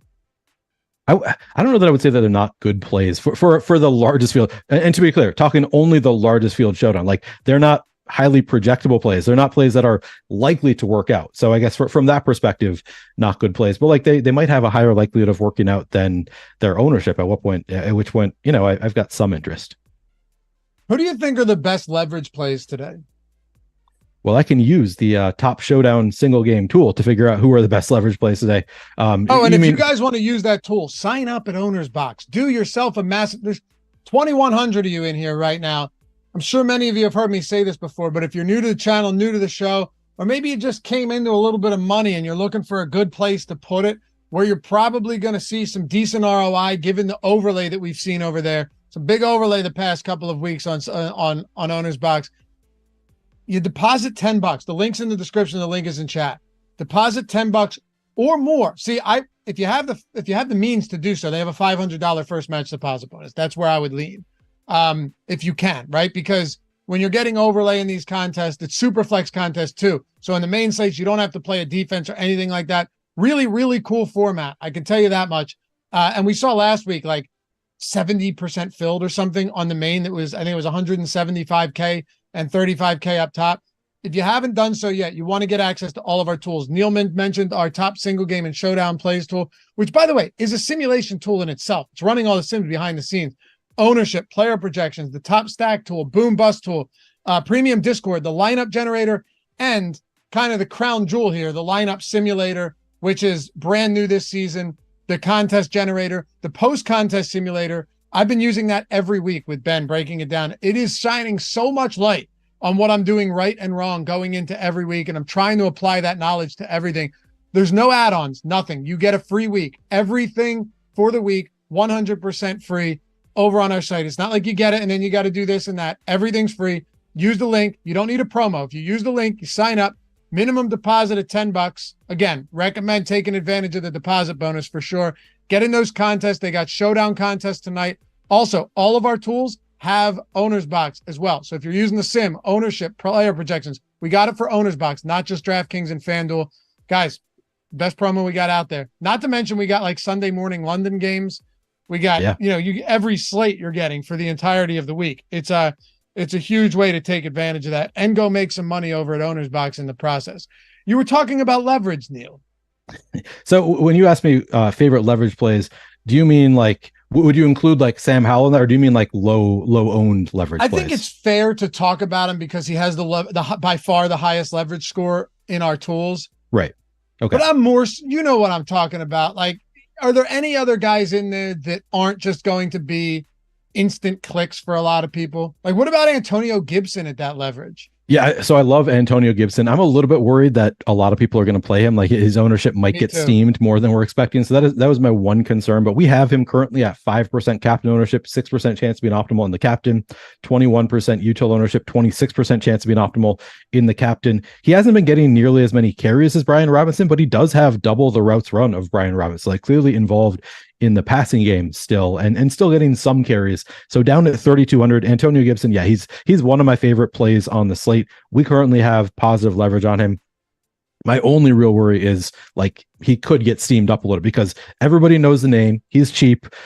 People are going to want to play him against this Bears defense. So I could see him getting a little bit more steam than we're expecting, but I'm playing it like our ownership is spot on because it's usually better than I am at predicting ownership. So with that understanding, I'm actually going to be playing a good amount of Antonio Gibson. Definitely one of my favorite leverage plays. As far as like guys that are going unowned, I would say Equinemius St. Brown is somebody who stands out to me, not because he's good, but because, as I said, he ran routes on 51% of plays last week, the first week without Chase Claypool.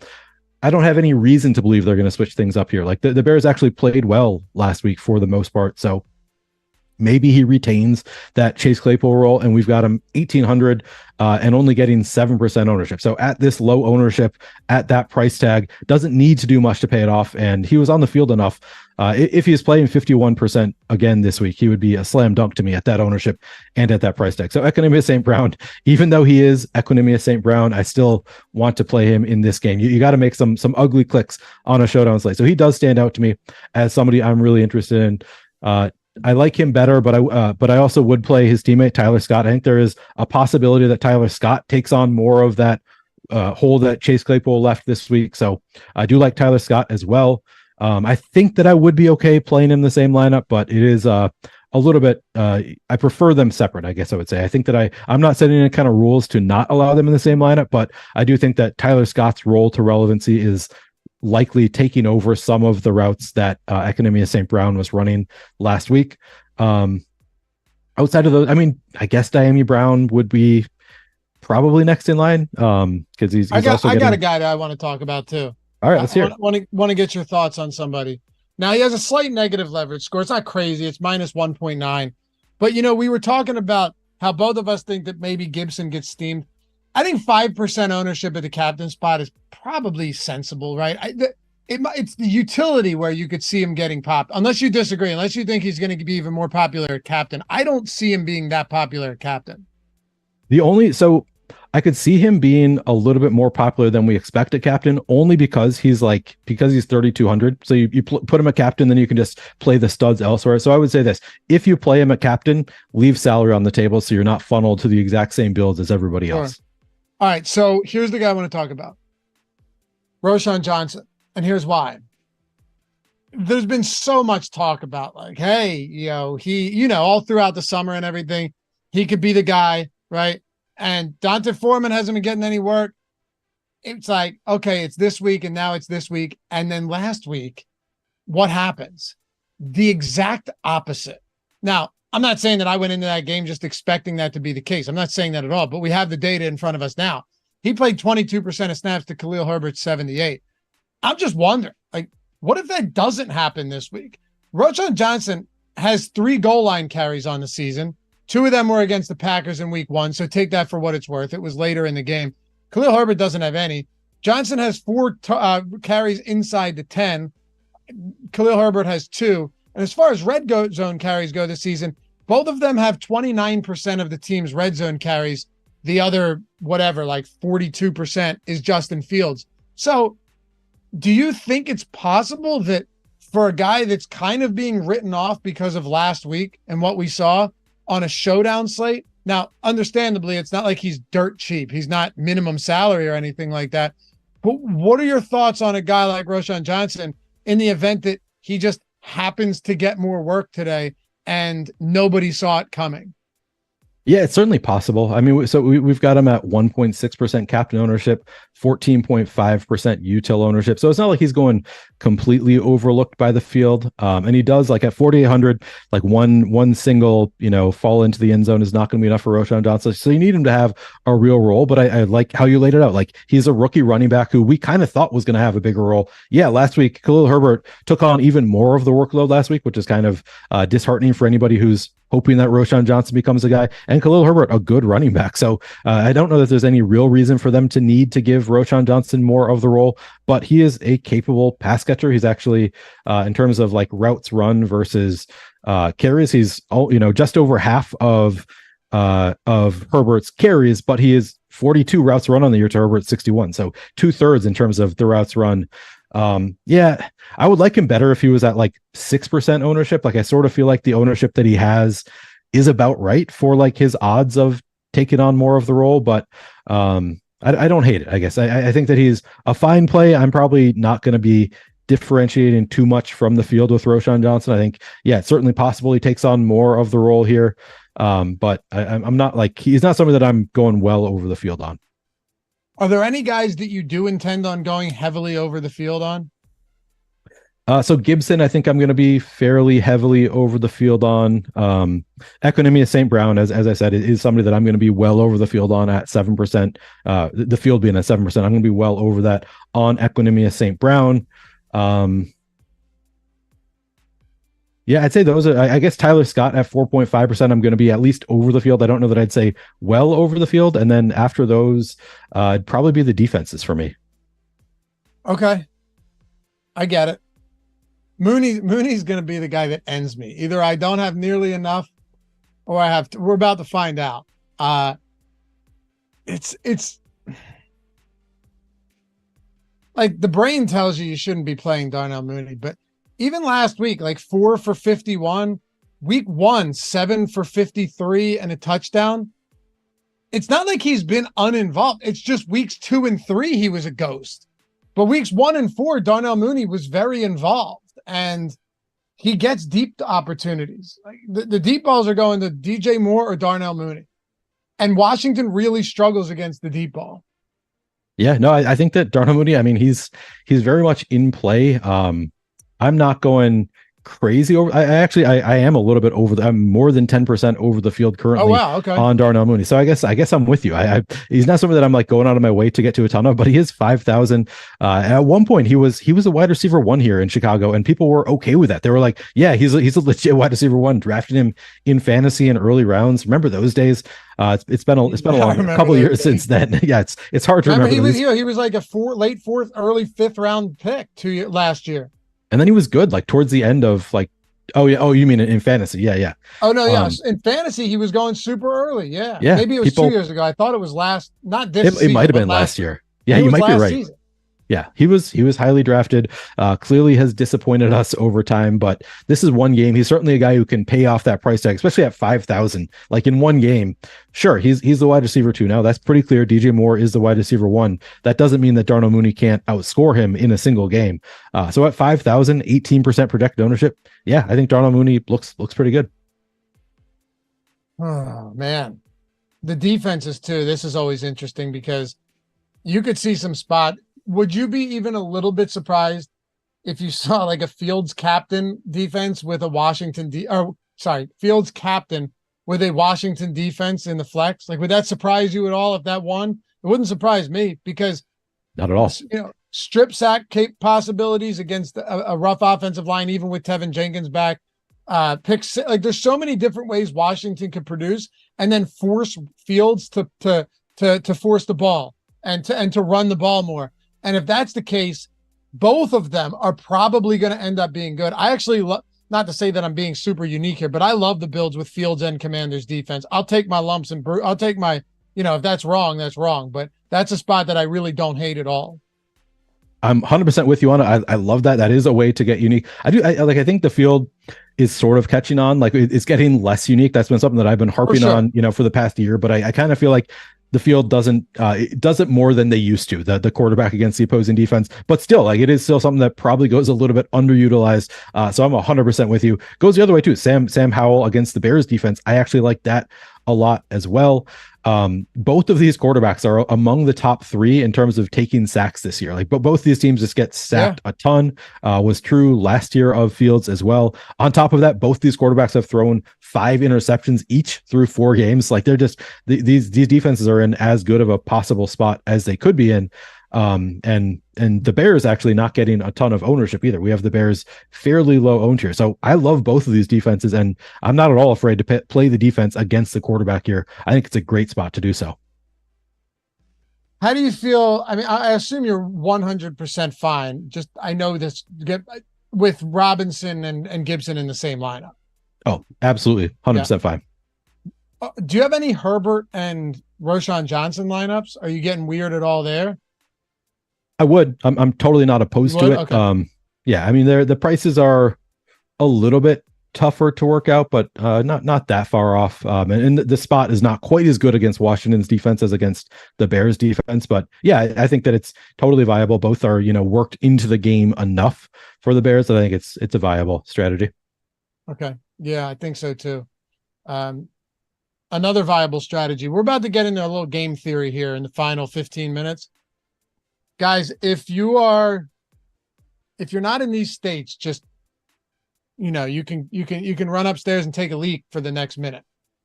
You don't have to listen. But if you are in the state, Colorado, New Jersey, Ohio, Virginia, or Iowa, at Bet365, you bet $5, you get $150 like that.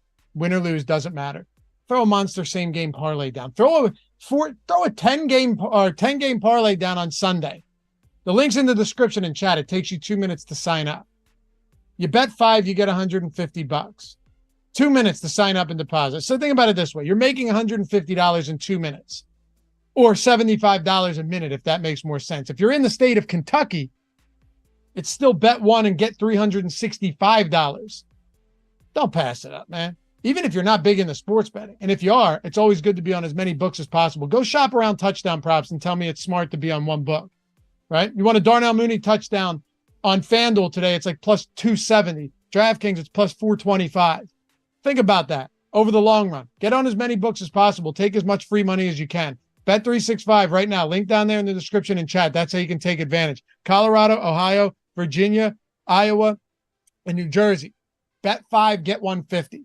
Throw down a monster parlay, because if you win it, it's beautiful. If not, you lose your $5. Who cares? You got 150 coming your way, win or lose. And in Kentucky, it's bet $1, get 365. Can't beat that.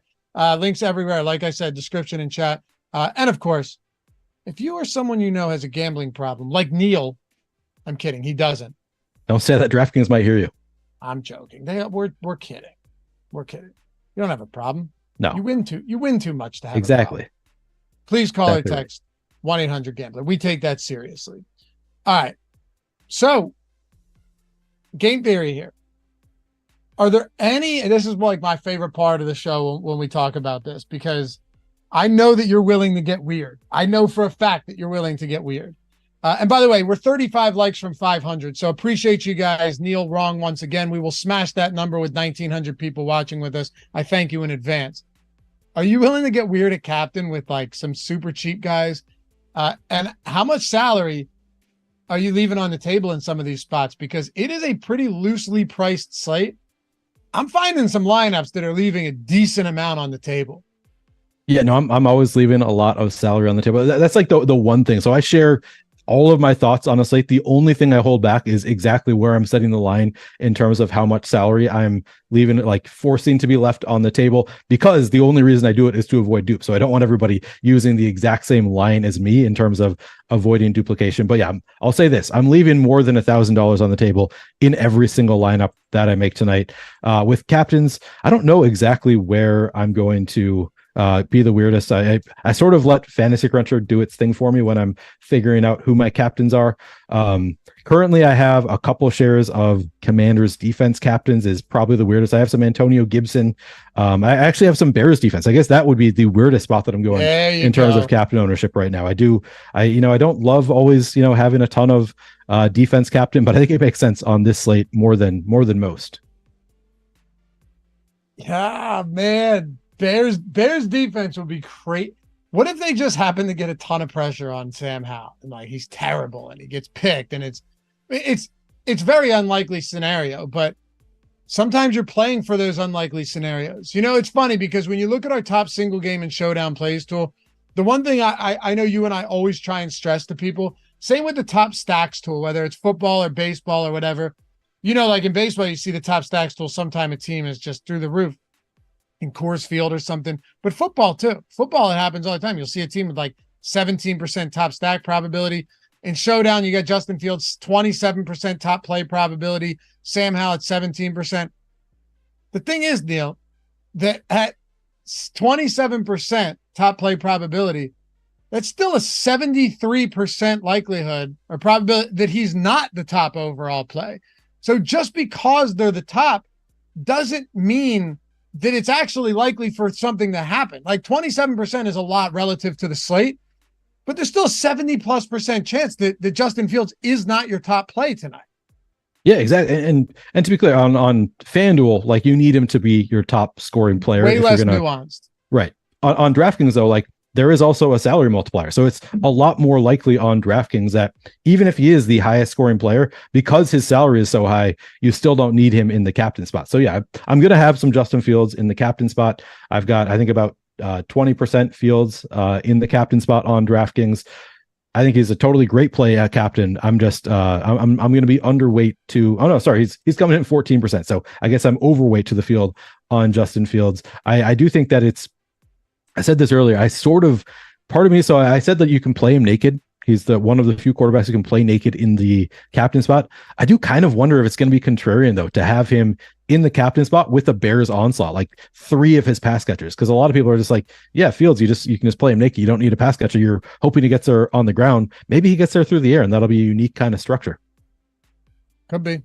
It's very possible. So, okay, outside of the Bears defense, who is the craziest? And by craziest, I just mean, lowest owned, maybe highest leverage play at captain that you're getting. I'm looking through the tools to see if there's anyone that really stands out as far as like, optimal captain probability. and captain ownership. And it looks like, so Sam Howell's slightly positively leveraged there. Who else? Is there anybody else that's positively leveraged a captain this week? Mooney is a little bit. Mooney's actually positively leveraged a captain.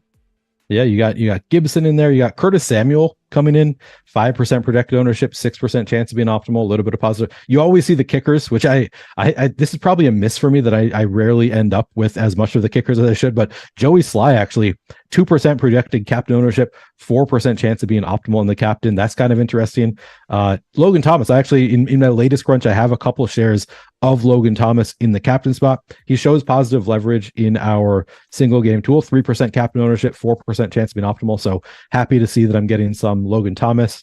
Yeah, I'd say I guess he is the weirdest. It wouldn't shock me if by the time we're done and I finally enter my lineups, I get a share or two of Equinemius St. Brown at captain, just because he is a focal point. So far, I'm only getting him in the flex, but again, wouldn't surprise me if I get him there. Do you have any kicker at captain? I don't, but I do think it's a good idea. So, yeah, I'm just double checking. No, I currently do not have any kickers at captain, but I don't hate it. But again, if you use kicker at captain, I've said this same thing about defenses earlier, or I guess I said this about Antonio Gibson earlier. If you play kickers at captain, do leave some salary on the table, because most people playing kickers at captain are doing so to allow themselves to have studs throughout the rest of their lineup, the more expensive players. So to get a little bit different, to avoid being duplicated a ton, I would leave some salary on the table if you use kickers at captain. So you think a lot of people would just use the kicker and then load up on all of the highest priced players thinking they're being different enough? Yep, because they see, oh, he's only projected for 2% ownership in the captain spot. So then they think, if I just use him there, I'm unique and I can just load up the rest of the guys. And then they end up being duped 200 times and it's a shock every time. 2% in a field of 200,000 plus is actually a fair number of lineups, and they're all going to look pretty similar. Absolutely. Got the 500 likes, Neil. We did it again. Man. These guys are the best. Thank you. These guys are the best. I'm shocked every time. I feel like you aren't.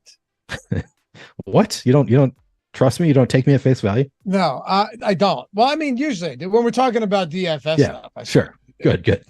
But about that, no, far less. What other stuff is applicable with a few minutes to go here? I see a ton of people talking about Dante Foreman in chat. He's out. Yeah. He's inactive. Well, he's been inactive since week 2. Yeah. So you guys, Dante Foreman, someone said, Dante Foreman's out. Why aren't you talking about it? Well, I guess you win, because now I am. Right. I'm not talking about it because he hasn't been in. Yeah, it's not a change. Since week 1. Foreman's out, Claypool's out, and then a bunch of defensive players. For the Commanders, nobody really all that notable, especially as far as skill players go. So I wouldn't worry too much about that. I believe I was looking at my my Bears exposure on in best ball earlier, and I believe Dante Foreman was my highest exposed Bears player. So if you want to tilt that with me, chat, you're welcome to tilt that with me, because they were talking about him like, oh, he's going to be one of the 2 lead backs for the Bears. Yep. He was going late. I was like, oh, I'll just draft him if he's going to be the starting running back. And now he's been inactive every game. So that's the one thing I'll say about Dante Foreman is fuck the Bears for not playing him. He had some lying to me last year with the Panthers too. He did. I know. What was that one? I think against Atlanta, he just destroyed them. I think it was against Atlanta. I can't remember. I don't remember. Yeah. He had some good games though. Yeah, he did. And now he's basically done for. I mean, the season at this stage of the game, you need Khalil Herbert to go down and Roshan Johnson to go down. But yeah, it's not happening. You know, we take some shots. Sometimes they land. Sometimes they hit the target. Sometimes they don't. That's okay. Anyway, we got a few minutes to go here. If you guys have any questions, feel free to shoot them at us. Probably the best time to take some questions is right now. I always liked the Dante Foreman, what Chat's saying. I always did. But can't play him. I mean, you can play him today if you'd like. It just wouldn't be a wise decision because you're not going to get any points out of it. Seeing if we have any questions here. Do we have I think we had super chats earlier that I may have missed. If I did, I'm sorry. Steve McGee, if playing only one Washington player in flex, who do you have? Neil, if you're playing one, do you have anybody specific? Just one Washington player in flex. So you're doing a Bears onslaught. So they're probably not doing that great. So then I would probably might be Antonio Gibson. Like you want some PPR upside in that case, most likely. It'd be Antonio Gibson or Curtis Samuel, Jahan Dotson, so somebody with some PPR upside. So I guess I would go Jahan Dotson. One, if you're playing just one Commanders player, Jahan Dotson. I like it. That's where I'm landing. I like it. Do either of you guys have any Mooney at captain? Yeah, I have some. I don't know how much. I'd have to look, but I know I'll have some Mooney at captain. I mean, look, he's not a spectacular play. He's just one of those guys on a slate like this that's a field stretcher and might have a big game, and he's less than 2% projected owned in the captain spot, at least according to our tools. Yeah, I've got 4% Darnell Mooney at captain.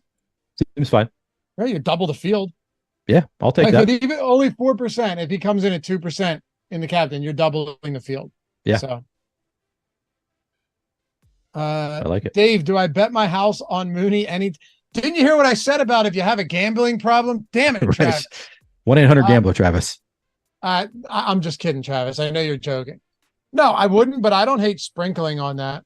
Washington really does struggle with the long ball. Go look at the amount of like 20+ yard receptions they've allowed already this year. It's been an actual problem. So, yeah. I'm gonna respond to producer Jacob here. He says, "Would you play the Commanders tonight in a survivor pool?" I wouldn't. Even though this is like one of the few spots you could play the Commanders, I don't feel strongly enough that the Commanders win tonight that I would play them in a survivor pool. I don't either. Question is, who are your other options? I think I played the Niners. So, I mean, yeah, it does depend on who else you have played already. I can't remember who there are a couple lines that are like close to double digits or maybe even double digits. So I typically just go with the easy unless like I break ties to teams that I'm not going to want to use later on. But in general, I just take the easy wins and hope that things, change throughout the year. So then other teams become premium. Of course, I did lose on Dallas to Arizona, so didn't work out for me this year. Typically, I've done pretty well in Survivor, but this year got crushed on that one. Thomas Buckley, super chat. Good evening, gents. Great stuff as always. Thanks, man. Would you rather Brian Robinson captain, Samuel, Tyler Scott, or Samuel captain? Wait, hold on. Okay, so he's saying Brian Robinson a captain with Samuel, Tyler Scott, and Sam and Tyler Scott, or would you rather Samuel captain with Brian Robinson and St. Brown? I personally would rather have the first one. Man, that's tough. They're very, very close to me, to be honest. But no, I think I would take the second one for the leverage. So Brian Robinson coming in at 12% captain ownership, 9% chance to be an optimal. We have negative leverage there. We have Samuel 5% projected ownership, 6% chance to be an optimal. And I like Equanimous St. Brown a little bit better than Tyler Scott. So I think that I would go with that one. All right, here's a good one. The losers win again asks, Thomas or Commanders D, last spot for a high stakes 3-man. Ooh, how about that? High stakes 3-man. So it's still a cash game, basically. Logan Thomas or Commanders D. Probably in that setting, it would be Commanders D for me. Me too. It sounds crazy, but I think the floor is higher on that. I think it is too. Yeah, I mean, they're playing against, again, the Bears give up so many sacks. Justin Fields thrown 5 interceptions already this year. Yeah, I think it's a higher floor. Who knows? Fields is going to have one of those insane breakout games soon. But maybe it'll be today. I don't know. I had to do a betting video on this, and I focused more on props than sides. It's a tough game. Yesterday was 5.5. It's at 6 now. This is one of those games where I think it could really go either way. Anyway, guys, appreciate you as always for hanging out. We love you. Follow Neil at PlayerQDFS on the Twitter. Someone earlier said, I forget who it was, that I got him saying that me saying VX had got him saying that, and then right as he made the me too. Converted him, same thing happened to me. You started to convert me, and then you're like, no, I'm not doing it anymore. Never mind. Back to Twitter. A real scumbag over here. Follow me at Lafayette_D, LOUGHY_D on the X. Appreciate you guys as always. Always a fun show doing this with Neil and you guys hanging out. We'll see you back here. Say bye to the sinners, Neil. We'll see them on Monday. Peace.